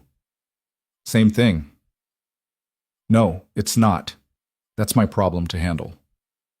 Sophie looked up from her coloring. Daddy, your pancake is burning. Smoke was rising from the pan. Ethan swore under his breath and flipped it. The bottom was black. I like it crispy, Sophie said diplomatically. Mara stood up, took the spatula from him. Sit. I'll finish. You don't have to, sit before you burn the kitchen down. He sat, watched her work the stove with the efficiency of someone who'd cooked in worse conditions. She plated the salvageable pancakes, scraped the burnt one into the trash, started fresh. 2 million, she said quietly. That's insane. It's a scare tactic. They won't win. But they could. And if they do, you'd lose money I don't need. Mara, I'm worth 4 billion. 2 million is 0.05% of my net worth. It's a rounding error. It's not a rounding error to me. It's more money than I'll see in my entire life, which is exactly why we're doing this. So guys like Davidson can't keep bleeding people dry. She flipped a pancake. You know what's crazy? A month ago, my biggest problem was a busted radiator hose. Now I'm in the middle of a lawsuit against a guy who wants to destroy me. And I'm living in a billionaire's penthouse making pancakes for his kid. My life doesn't make sense anymore. Join the club, Ethan said. Sophie raised her hand. Can I join the club? You're the president, Mara told her. What does the president do? Eats pancakes and looks cute. You're overqualified. Sophie giggled. It was a sound Ethan hadn't heard enough of lately. The pancakes were perfect. They ate together, the three of them, like some weird approximation of a family. Afterward, Mara helped Sophie wash up while Ethan called the 14 complainants and scheduled them for statements with the AG's office. 12 said yes immediately. 1 needed convincing. The last, Carlos Martinez, asked to meet in person first. I want to look you in the eye, Carlos said. Make sure this is real before I put my name on anything official. Where and when? My shop. I run a small garage in Beacon Hill. You know where that is? I'll find it. Tomorrow, noon, and bring proof this isn't some con. What kind of proof? I don't know. Whatever proves you're legit, because if Davidson sent you to screw with me, I'll know. He hung up before Ethan could respond. Paranoid? Mara asked. She'd been listening. Smart. If I were him, I'd be paranoid too. Want me to come with? Yeah, he should meet you. You're the real deal. I'm just the guy with the checkbook. You're more than that. Am I? She met his eyes. Yeah, you are. The moment stretched between them. Then Sophie appeared, dragging her backpack. Daddy, I need to go to school. Ethan checked his watch. He'd completely lost track of time. Right, school. Let me get my keys. I can take her, Mara offered. You don't have to. I know, but you've got calls to make, and I've got nothing but time. She looked at Sophie. Want to ride with me? Sophie nodded enthusiastically. 20 minutes later, Ethan watched from the window as Mara and Sophie left in his truck. His daughter was chattering about something, animated in a way she usually wasn't, and Mara was listening like every word mattered. His phone rang. Lauren. The countersuit is official. she said without preamble. I just got served. $2 million in damages. They're claiming you're orchestrating a campaign to destroy Davidson's business. I'm helping fraud victims seek justice. They're calling it a vendetta, and they've got affidavits from 3 shop owners saying you contacted them, trying to recruit people to lie about Davidson. That's bullshit. We reached out to legitimate complainants. I know, but they're spinning it, making you look like the aggressor. What do? We fight it. But Ethan, this is going to be public, like front page public. Billionaire accused of vendetta against small business. The media will eat it up. Let them. The truth is on our side. The truth doesn't always win in the court of public opinion. Then we make sure it wins in actual court. Lauren sighed. You're exhausting. You know that? I've been told. Fine. We go to war, but I'm billing you my crisis rate. Bill me whatever you want, just win. The meeting with Carlos Martinez was tense from the start. His shop was small, 2 bays, hand-painted sign, the kind of place that survived on reputation and word of mouth. Carlos himself was mid-50s, tattooed arms, expression that suggested he'd heard every lie and seen every con. You're Vale, he said. Not a question. Yeah. And you? He looked at Mara. Mara Quinn. I'm the one who filed the original complaint. Carlos studied them both. Prove you're who you say you are. Ethan pulled out his phone, showed his driver's license, a Forbes article with his picture. Carlos barely glanced at it. Anyone can fake that stuff. Show me something real. Like what? Show me you know what you're talking about. Tell me what Davidson's did to you. He pointed at Mara. She didn't hesitate. They charged me for oil changes they never did. Replaced parts with substandard versions and billed me for OEM. Kept me trapped in a contract that made me dependent on their shop. Then when I couldn't pay anymore, they sabotaged my van so it would keep breaking down. Proof? She pulled out her phone, showed him the photos Ethan had taken. The old oil filter, the wrong-sized belts, the invoices that didn't match the work. Carlos examined each one carefully, then nodded. Yeah, they did the same to me. Different scam, same result. He gestured them inside. Come on, I'll show you. His office was cramped, papers stacked everywhere. He dug through a filing cabinet and pulled out a folder. 2 years ago, my truck needed transmission work. Davidson's quoted me $3,800, said they'd rebuild it, good as new. I paid half up front. They kept my truck for 3 weeks. When I finally got it back, it ran like garbage, worse than before. Did you confront them? Ethan asked. Of course. Rick said I must have driven it wrong, voided the warranty, refused to refund my deposit. He showed them the invoice. $1,900 gone, and my truck still doesn't shift right. Why didn't you report them? Carlos laughed bitterly. To who? I'm an independent mechanic. No lawyer. No money for a lawsuit. Guys like Davidson count on that. They know we can't fight back. But you can now, Mara said. With us. Maybe. Or maybe this is all smoke. Rich guy playing hero until he gets bored. He looked at Ethan. Why should I believe you'll see this through? Because I've already spent $60,000 on lawyers. Because I've been threatened, sued, and accused of fraud. And I'm not stopping until Davidson's loses everything. That's not an answer. That's just stubbornness. Then what do you want me to say? Tell me why you care. Really care. Not the PR version. Ethan glanced at Mara. She nodded slightly. I have a 5-year-old daughter, he said. Her mom left when she was 2. Since then, I've thrown myself into work, built a company worth billions, and convinced myself that providing for her was the same as being there for her. But it's not, and I've been failing her. He paused. Then Mara showed up with a van that was dying and a problem I could actually solve. And for the first time in years, I felt useful. Not rich, not powerful, just useful. And I'm not letting that go. Carlos studied him for a long moment. Then he closed the folder. Okay, I'm in. But if you bail, I'm coming after you. I don't care how rich you are. Fair enough. They shook hands. Walking back to the truck, Mara was quiet. You okay? Ethan asked. Yeah, just thinking. About? About how many people Davidson's has hurt. Carlos isn't the only one running a small shop barely staying afloat. How many others are out there who got screwed and never said anything? Probably a lot. And we're only going after the ones we can prove. The rest just lose. We can't save everyone, Mara. I know, but we should try. That night, Ethan couldn't sleep. He kept running through scenarios. What if they lost?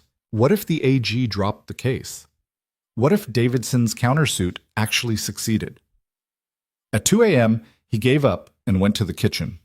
Found Mara already there, sitting in the dark with a cup of tea. Can't sleep either? He asked. I haven't slept well in 4 years, not since I left nursing. He poured himself water, sat across from her. You ever regret it? Leaving?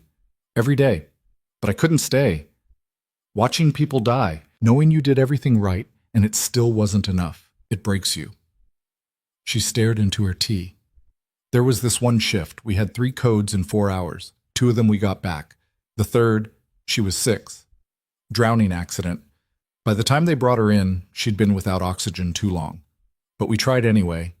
Worked on her for an hour. And when we finally called it, her mother screamed. Just screamed. The sound I'll never forget. I'm sorry. I went home that night and realized I couldn't do it anymore. Couldn't be the person telling parents their kid was gone. Couldn't hold it together when everything inside me was falling apart. So I quit. And I've been running ever since. You're not running now. Aren't I? This whole thing with Davidson's, part of me wonders if I'm just fighting because it's easier than dealing with the real stuff. What real stuff?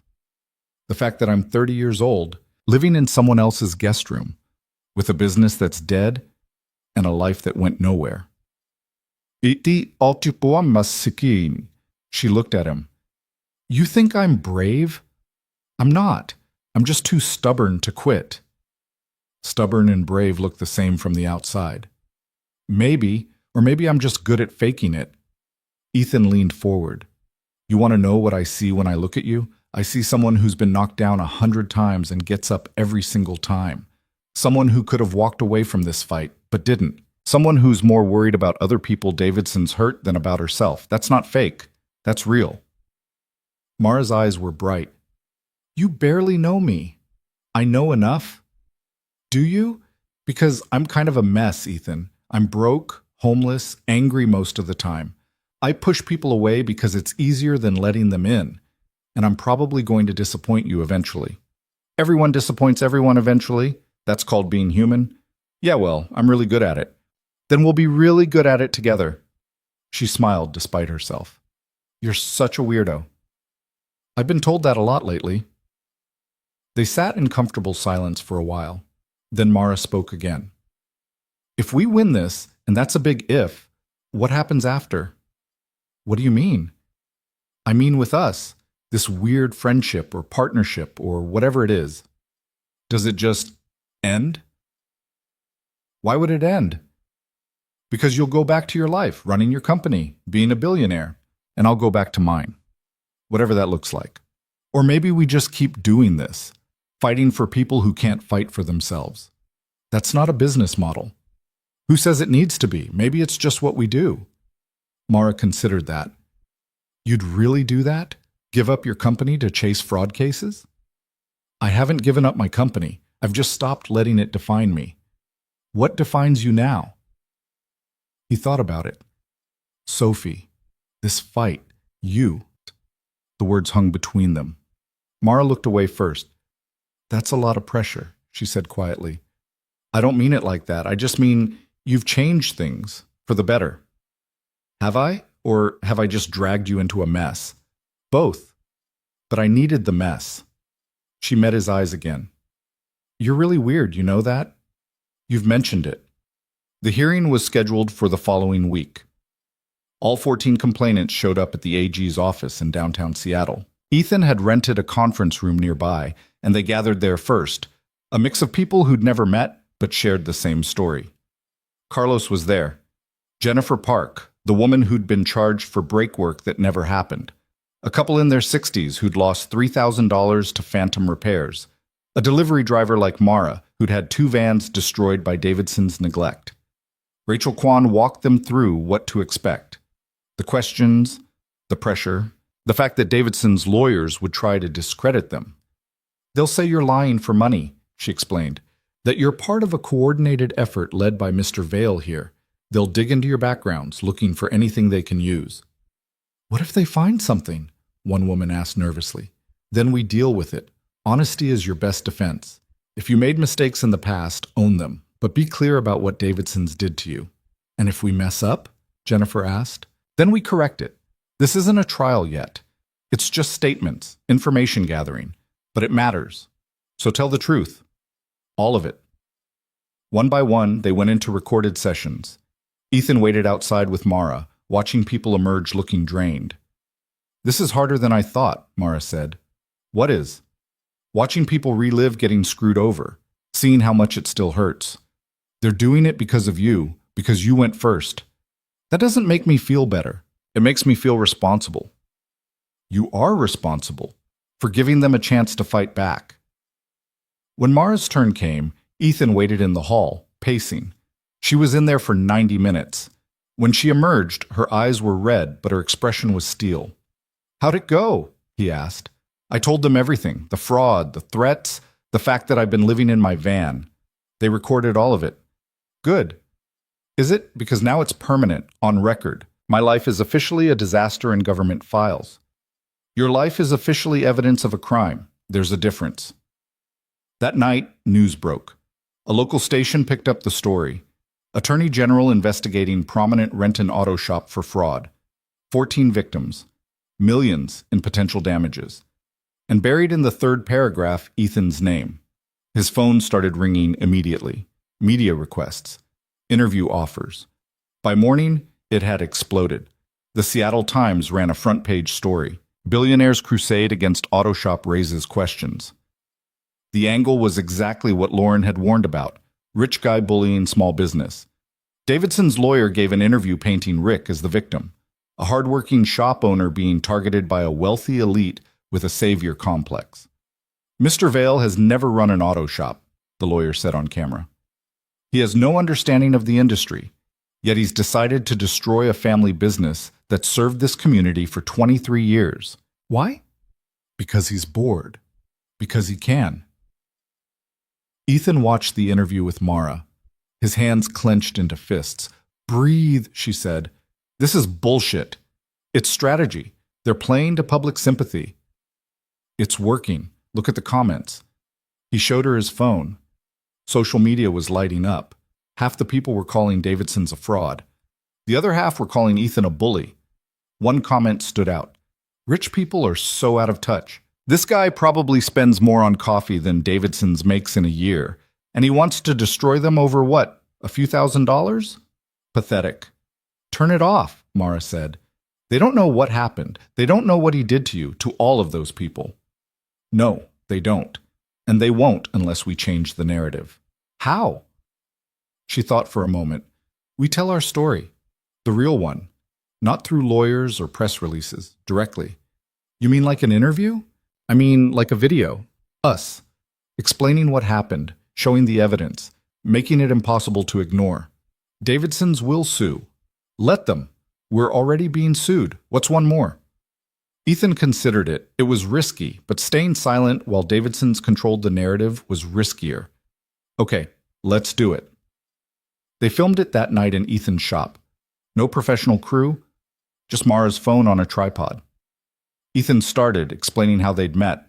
Then Mara took over, walking through the fraud, showing the evidence, the photos, the invoices, the testimony from 14 people.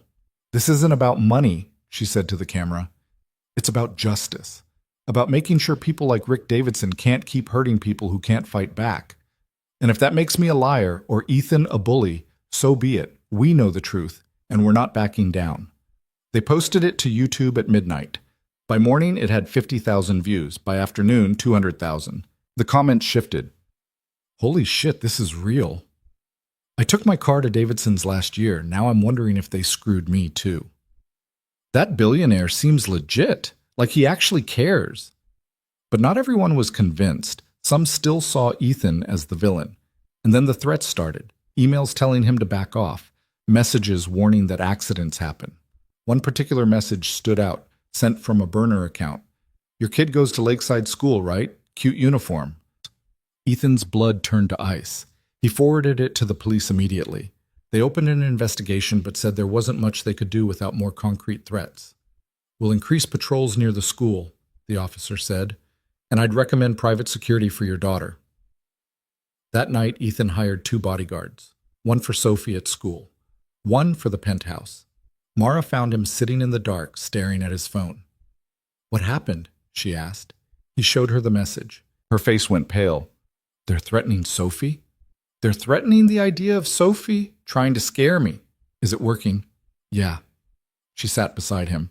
We can stop, right now. Drop everything. I'll sign whatever release they want, pay whatever they're asking. Just make this go away. No. Ethan, they're going after your daughter. They're bluffing. It's intimidation.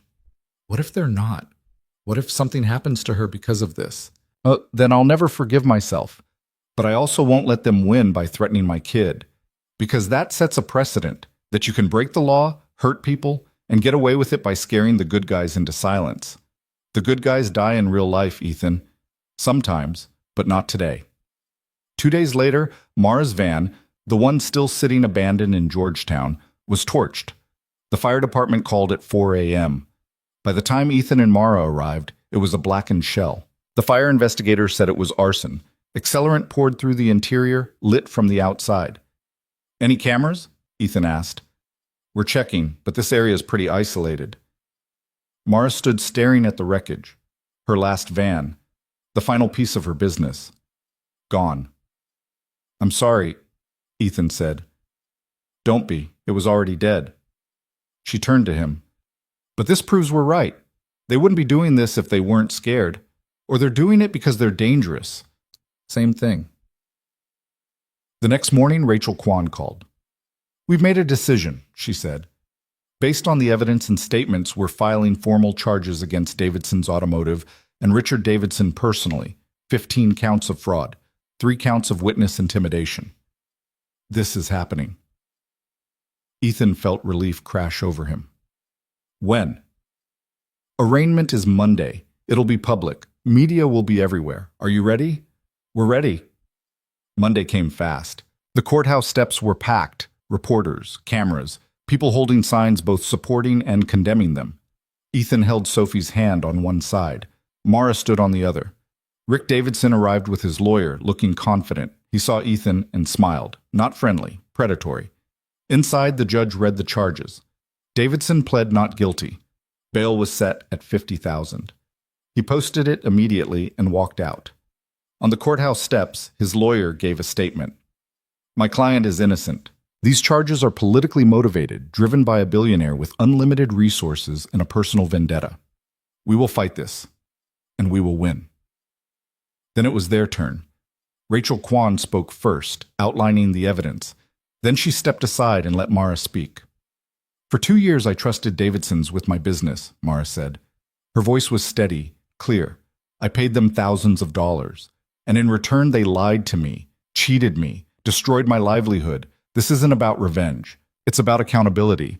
And I won't stop fighting until justice is served. The crowd erupted, some cheering, some booing. Cameras flashed. Questions were shouted. Ethan put his arm around Mara's shoulders and guided her through the chaos. Sophie clung to his other hand, wide-eyed. In the car, Mara let out a shaky breath. That was terrifying. You were perfect. I felt like I was going to throw up. You didn't. That's what matters. She looked at him. What happens now? Now we wait. The trial could take months, maybe a year. And in the meantime? In the meantime, we live. You find a new job. I spend time with Sophie. We figure out what normal looks like. I don't think I remember normal. Me neither. We'll figure it out together. That night, after Sophie was asleep, Ethan found Mara on the balcony. The city spread out below them, lights flickering in the darkness. You should know something, she said without looking at him. What? And I'm not staying after this is over. In the penthouse, I mean. I need to find my own place, stand on my own feet. Okay? Really? Just okay? What did you want me to say? That I'd force you to stay? No, She paused. I thought you'd argue. Why would I argue? You're an adult. You get to make your own choices.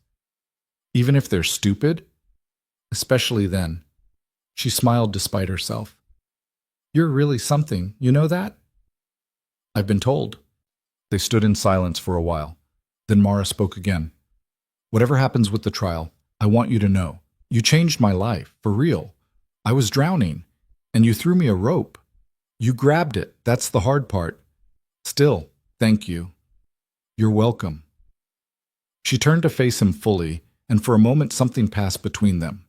The kind of moment where everything could change with a single word or gesture. But neither of them moved, because some things were too fragile to rush, and some fights were worth taking slow. The trial started on a Tuesday morning in March, 6 months after Mara's van had first limped into Ethan's shop. The courtroom was packed, media in the back rows, the 14 complainants scattered throughout, and Rick Davidson sitting at the defense table looking like a man who'd never doubted he'd walk out free. Ethan sat behind the prosecution with Mara on one side and an empty seat on the other where Sophie's nanny would bring her during lunch recess. He'd promised his daughter she could see the courtroom, see what her dad had been fighting for all these months. Rachel Kwan stood to give her opening statement. She was calm, methodical, laying out the case like she was building a house. Foundation first, then walls, then roof. Each count of fraud, each victim, each piece of evidence that showed a pattern spanning 5 years. This isn't complicated, she told the jury. Mr. Davidson ran a business built on trust. People brought him their vehicles, their livelihoods, and trusted him to do the work he charged them for. He violated that trust, systematically, deliberately, for profit.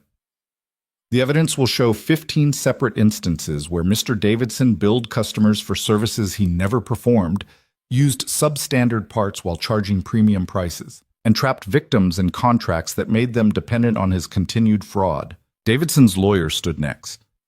Marcus Chen, mid-40s, expensive suit, the kind of confidence that came from winning cases that should have been lost. The prosecution wants you to believe my client is a criminal, Chen said.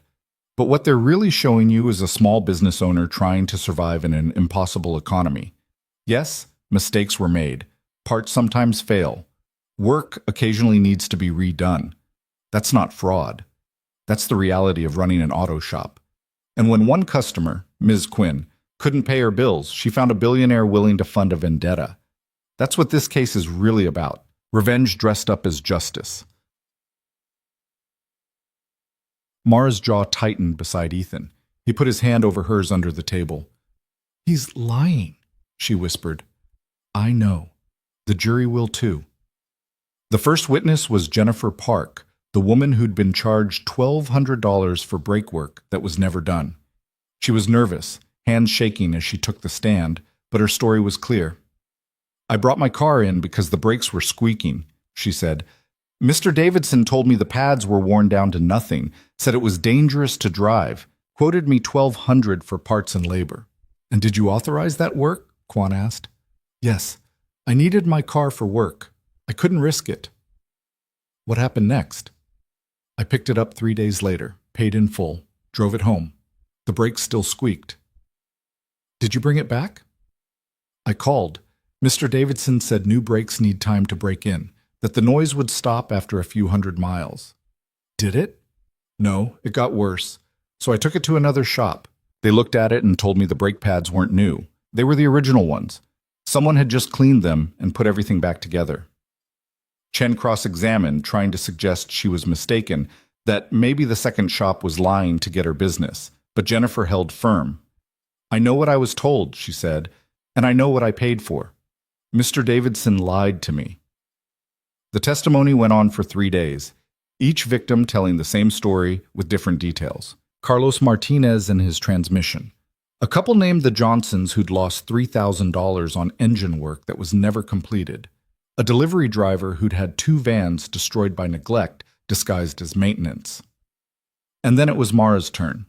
She walked to the stand wearing clothes Ethan had bought her, not because she'd asked, but because she'd mentioned needing something appropriate for court, and he'd quietly had Diane handle it. A simple gray suit that made her look professional without trying too hard. Juan walked her through the timeline.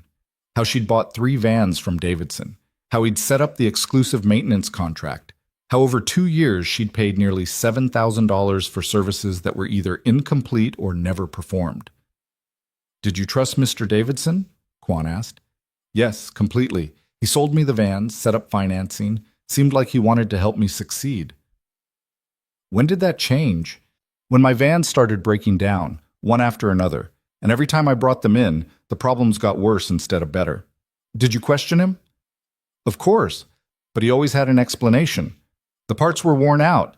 I was driving too hard. I needed to upgrade to premium service, and I believed him because I didn't know any better." Chen's cross-examination was brutal.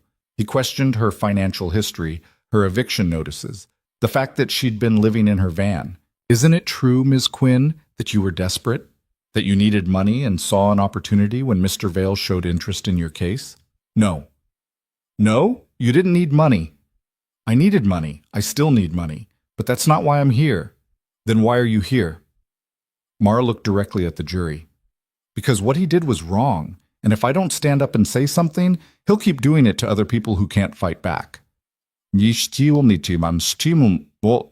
"Very noble. But isn't it convenient that your nobility comes with a billionaire's legal team?" "Mr. Vale didn't buy my testimony. He believed me when no one else would. There's a difference." Chen tried to shake her for another 20 minutes, but couldn't. She was steady, honest about her mistakes, but clear about Davidson's fraud. When she stepped down, Ethan caught her eye. She looked exhausted, but relieved. The prosecution's case wrapped up on day 7. Quan presented the physical evidence. The oil filters with dates that didn't match invoices. The belts that were wrong sizes. The parts that had been marked and returned without installation. Expert witnesses testified about industry standards, what constituted proper maintenance, how the fraud had been structured to avoid detection. Then it was the defense's turn. Chen called character witnesses, customers who'd used Davidson's for years without problems, other shop owners who vouched for Rick's reputation. He brought in his own expert who argued that the evidence was circumstantial, that parts sometimes failed prematurely, that dates on filters could be manufacturing errors. And then he called Rick Davidson himself. Rick took the stand looking humble, almost hurt, like a man who couldn't understand why this was happening to him. "I've run that shop for 23 years, he said. "Took it over from my father. It's my life, my legacy. I've made mistakes, every business does, but I never intentionally defrauded anyone." "What about Ms. Quinn?" Chen asked. "Did you defraud her?" "No. I tried to help her. She was struggling financially. I cut her deals, let her pay late, even did some work at cost. And when she couldn't pay at all, she found Mr. Vale and suddenly I'm the villain. Do you feel you've been treated unfairly?" "I feel like I'm being destroyed by someone with unlimited resources who decided I made a good target." It was a performance, and it was effective. Ethan could see some jurors nodding slightly, but then Quan cross-examined. "Mr. Davidson, you testified that you never intentionally defrauded anyone. Is that correct?" "Yes." "Then how do you explain this?" She held up a photograph. "This is an oil filter from Ms. Quinn's van. It's dated January 2024. But your invoice shows you changed her oil in March 2025. How does that happen by accident?" "Filters get mislabeled. It happens." "Once? Sure. But we have documentation of this happening with 7 different customers. 7 times, filters that were supposedly new were actually months or years old. That's not mislabeling. That's a pattern." "I can't speak to every filter in my shop." "You can't? You're the owner. You sign off on the work. Are you saying you don't know what your technicians are doing?" "I'm saying mistakes happen. 7 times? To 7 different customers? All charged for new parts that were actually old?" Quan stepped closer. "Mr. Davidson, isn't the truth that you intentionally used old parts, billed customers for new ones, and pocketed the difference?" "No." "Then explain the pattern." "I can't, but that doesn't make it fraud." "Actually, that's exactly what makes it fraud," Chen objected. The judge sustained, but the damage was done. Closing arguments came 2 days later. Chen painted Davidson as a victim of circumstance, a small business owner caught in the crosshairs of a wealthy man's ego. Kwan painted him as a predator who'd built his business on lies. The defense wants you to believe this is about mistakes, Kwan said. But look at the evidence. 15 victims, $32,000 in fraudulent charges, a pattern that spans 5 years. That's not mistakes. That's a business model. And it ends today. The jury deliberated for 6 hours. Ethan spent that time in a small conference room with Mara and the other complainants. They were quiet, each lost in their own thoughts about what a guilty verdict would mean, or what a not guilty verdict would cost. Sophie was there too, sitting in Ethan's lap, drawing pictures of the courthouse. She'd been remarkably patient through all of this, sensing somehow that it mattered. "Daddy, are you going to win?" she asked. "I don't know, Bug. But you're right. The bad man should lose. That's not always how it works." "Why not?" Ethan thought about how to explain that justice wasn't guaranteed, that being right didn't always mean winning, that the world was complicated and unfair. "Sometimes," he said carefully, "bad people are good at pretending to be good, and it takes a long time for everyone else to see the truth." "But you saw it." "Yeah, I did." "Then other people will too." He kissed the top of her head. "I hope so." At 4:47 p.m., the bailiff called them back. The jury had reached a verdict. The walk back to the courtroom felt like miles.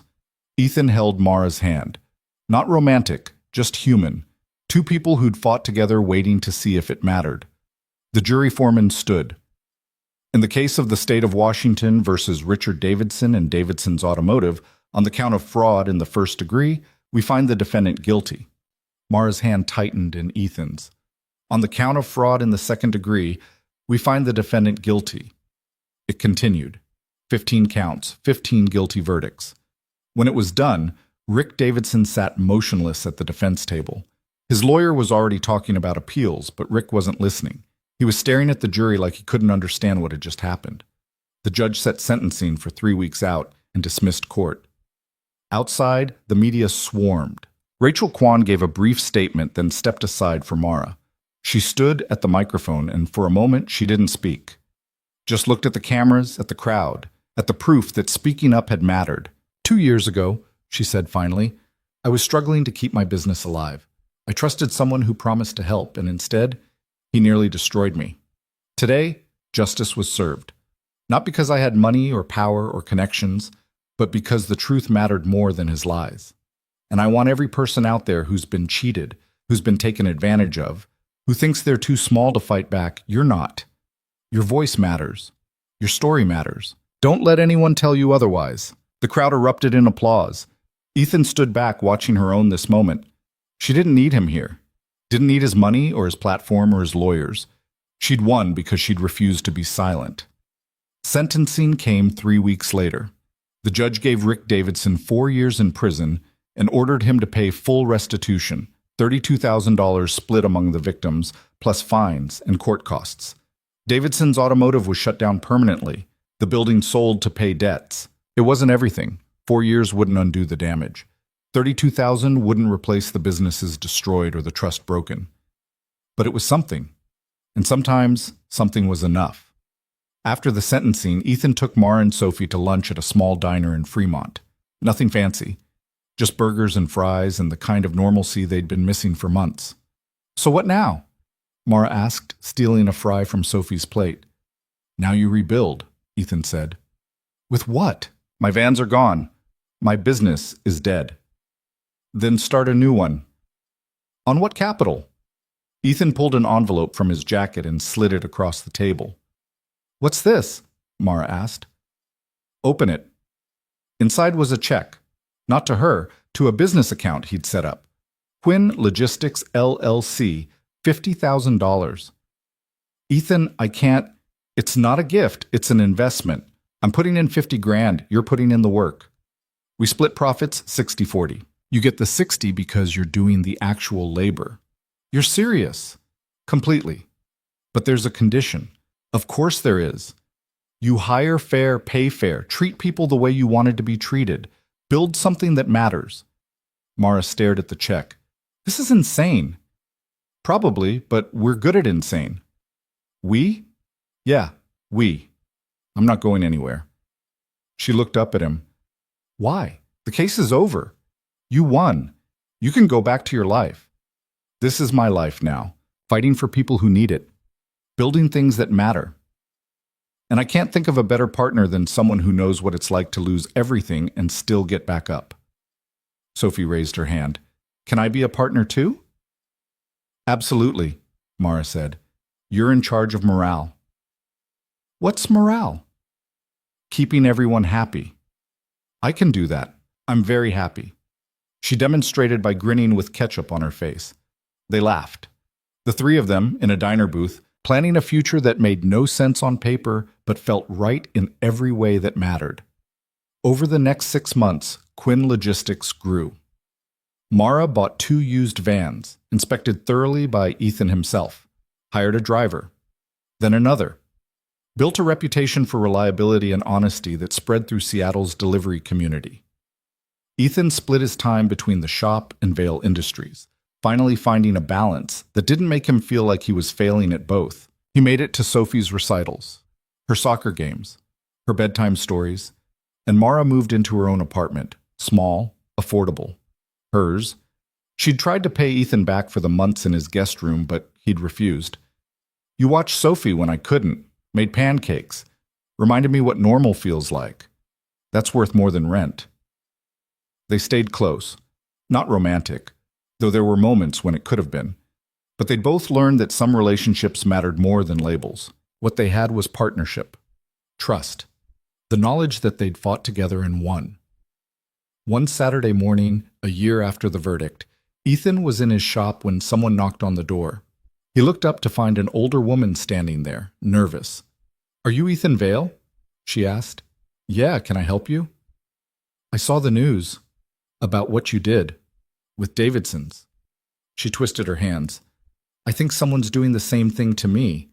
A shop in Kent. They've charged me $4,000 over 6 months, and my car still doesn't run right. I don't know what to do. Ethan set down his wrench. Come in. Tell me everything. She did. He documented it, called Mara. We've got another one, he said when she answered. Another fraud case? Yeah, different shop, same pattern. There was a pause, then Mara laughed. So we're doing this now? Chasing fraud cases? Looks like it. You in? Always. Let me make some calls. See if there are others. They found 7 more victims, built another case, filed another complaint. The shop owner settled within 2 months, refunded every dollar, closed quietly to avoid prosecution. Word spread. People started reaching out, mechanics, customers, anyone who'd been cheated and didn't know how to fight back. Ethan and Mara took the cases that mattered, the ones where victims couldn't afford lawyers but deserved justice anyway. They won some, lost others. But every fight mattered, because here's what Ethan had learned. Money didn't make you useful. Power didn't make you good. What mattered was showing up, fighting for people who couldn't fight for themselves, using whatever advantages you had, wealth, knowledge, stubbornness, to level a playing field that was never level to begin with. And Mara had learned something too, that asking for help wasn't weakness, that you could lose everything and still rebuild. That the people worth trusting were the ones who showed up at 3 a.m. and never asked what they'd get in return. On a clear winter morning 2 years after they'd met, Mara's fleet, now 6 vans, all running clean, rolled out for the day's deliveries. She stood in the parking lot of her warehouse space, watching them go, feeling something she hadn't felt in years. Pride. Real, earned pride. Ethan pulled up in his truck with Sophie in the passenger seat. Morning, he called. Morning. What are you two doing here? Sophie wanted to see the vans. She's been talking about them all week. Sophie climbed out, ran over. Mara, did you see? All the vans match now. I did. Pretty cool, right? Can I drive one when I'm older? Absolutely. You've got a job here anytime you want it. Ethan walked over, hands in his pockets. How's it feel? Surreal. 2 years ago, I was sleeping in a parking lot. Now I've got a warehouse, 6 vans, 4 employees. It doesn't seem real. It's real. You built it. We built it. No, I wrote a check. You did everything else. Mara smiled. You're selling yourself short. Again. It's a habit. They stood watching the vans disappear into Seattle traffic. Sophie ran around the parking lot making engine noises. I've been thinking, Mara said. About? About expanding. There's demand for what we do. Honest logistics. Fair prices. Treating drivers like humans. Sounds good. What do you need? More capital. Maybe another 50 grand to buy 2 more vans, hire another driver. Done. Just like that? Just like that, but same deal. Investment, not charity. 60-40 split. You know, at this rate, you're going to end up owning a logistics company. Good. I always wanted to be a delivery driver. She laughed.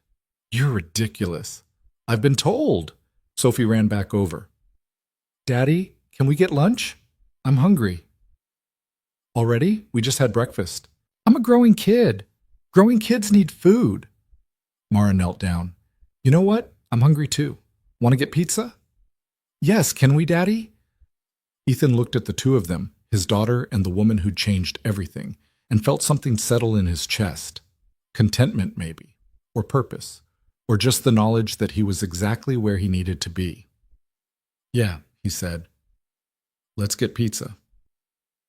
They piled into his truck, Sophie in the middle, Mara by the window, and drove through Seattle toward a pizza place that Sophie swore made the best pepperoni in the entire world. And Ethan thought about how a year ago he'd been alone in a shop at 3 a.m., fixing a transmission for a stranger because he didn't know what else to do with his life.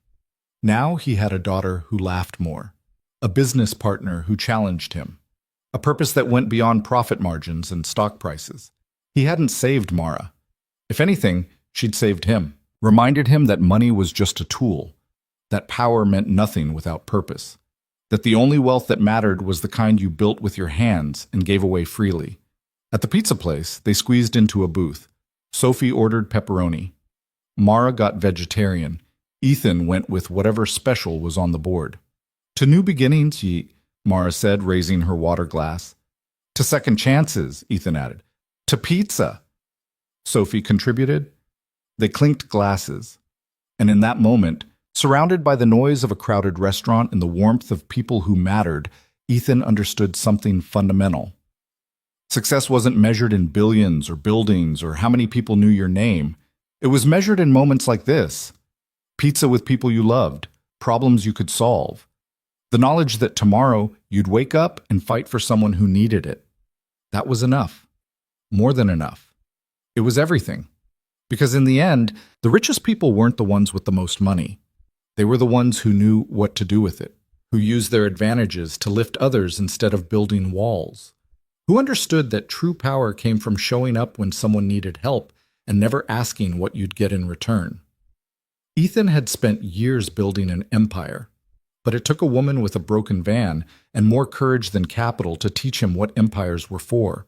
Not isolation, connection, not accumulation, distribution, not power over people, power used for people. The pizza arrived. Sophie dove in immediately, getting sauce everywhere. Mara helped her wipe her face while simultaneously stealing a slice, and Ethan sat back, watching them, thinking about the road ahead. More cases to fight, more people to help, more late nights and early mornings and battles that wouldn't always end in victory. But he wouldn't be alone. He had Sophie. He had Mara. He had a purpose that made getting out of bed feel less like obligation and more like opportunity. That was worth more than any amount of money. That was the kind of wealth you couldn't buy. You could only build it. One connection at a time, one fight at a time, one moment of showing up when it would have been easier to walk away. 6 months later, on a rainy Seattle morning that reminded Ethan of the night they'd met, Mara called him. You need to come to the warehouse, she said. What's wrong? Nothing. Just come. When he arrived, all 6 vans were parked in a line, and standing in front of them was Mara, holding a clipboard and wearing a smile he'd never seen before. What's this? He asked. This is me officially making you a partner, equal shares, 50-50. You've earned it. Mara, we had a deal. And now we have a new deal. You don't get to hide behind your money anymore. You're in this, really in this. So it's 50-50 or I'm shutting down and starting over without you. Ethan looked at the vans, at the warehouse, at the business they'd built from nothing. That's extortion, he said. Yeah, is it working? He laughed. Yeah, it's working. She handed him the clipboard. Partnership agreement, already signed by her, waiting for his signature. He signed it without reading the details. Because some things didn't need fine print. Some things were built on trust. And trust, he'd learned, was the only currency that really mattered. They shook hands. Partners. Equals. Two people who'd started in the wreckage and built something that mattered. So what now? Ethan asked. Now we work. We grow. We help people. Same as always. Sounds good to me. They stood in the rain watching water beat on the vans, and Ethan thought about the journey that had led here. A broken van on a stormy night. A woman who refused to quit. A fight for justice that became something bigger than either of them expected. He'd entered this trying to save someone. Trying to feel useful. Trying to prove that money could buy meaning. He'd been wrong about all of it. You couldn't save people. You could only stand beside them while they saved themselves. You couldn't buy meaning. You had to build it through choices and actions and showing up when it mattered. And money? Money was just a tool. Powerful, yes, but meaningless without the courage to use it for something beyond yourself. That's what Mara had taught him. And in teaching him, she'd changed everything, not just his life, but the way he saw the world, the way he moved through it, the way he measured what mattered. Success wasn't a number in a bank account. It was a 5-year-old laughing at breakfast, a partner who challenged you to be better, a business built on honesty in an industry that rewarded lies. It was choosing to fight when walking away would have been easier. It was showing up at 3 a.m. for a stranger and discovering they weren't a stranger at all. They were the person who'd been waiting to remind you what it meant to be human, to be useful, to be enough. And together, one broken van at a time, they were rebuilding more than businesses. They were rebuilding belief in a world where good people could still win, where justice was possible, where showing up mattered. That was their legacy. Not money, not power, just the simple revolutionary act of caring when no one expected you to. And in a world that had forgotten what that looked like, it changed everything.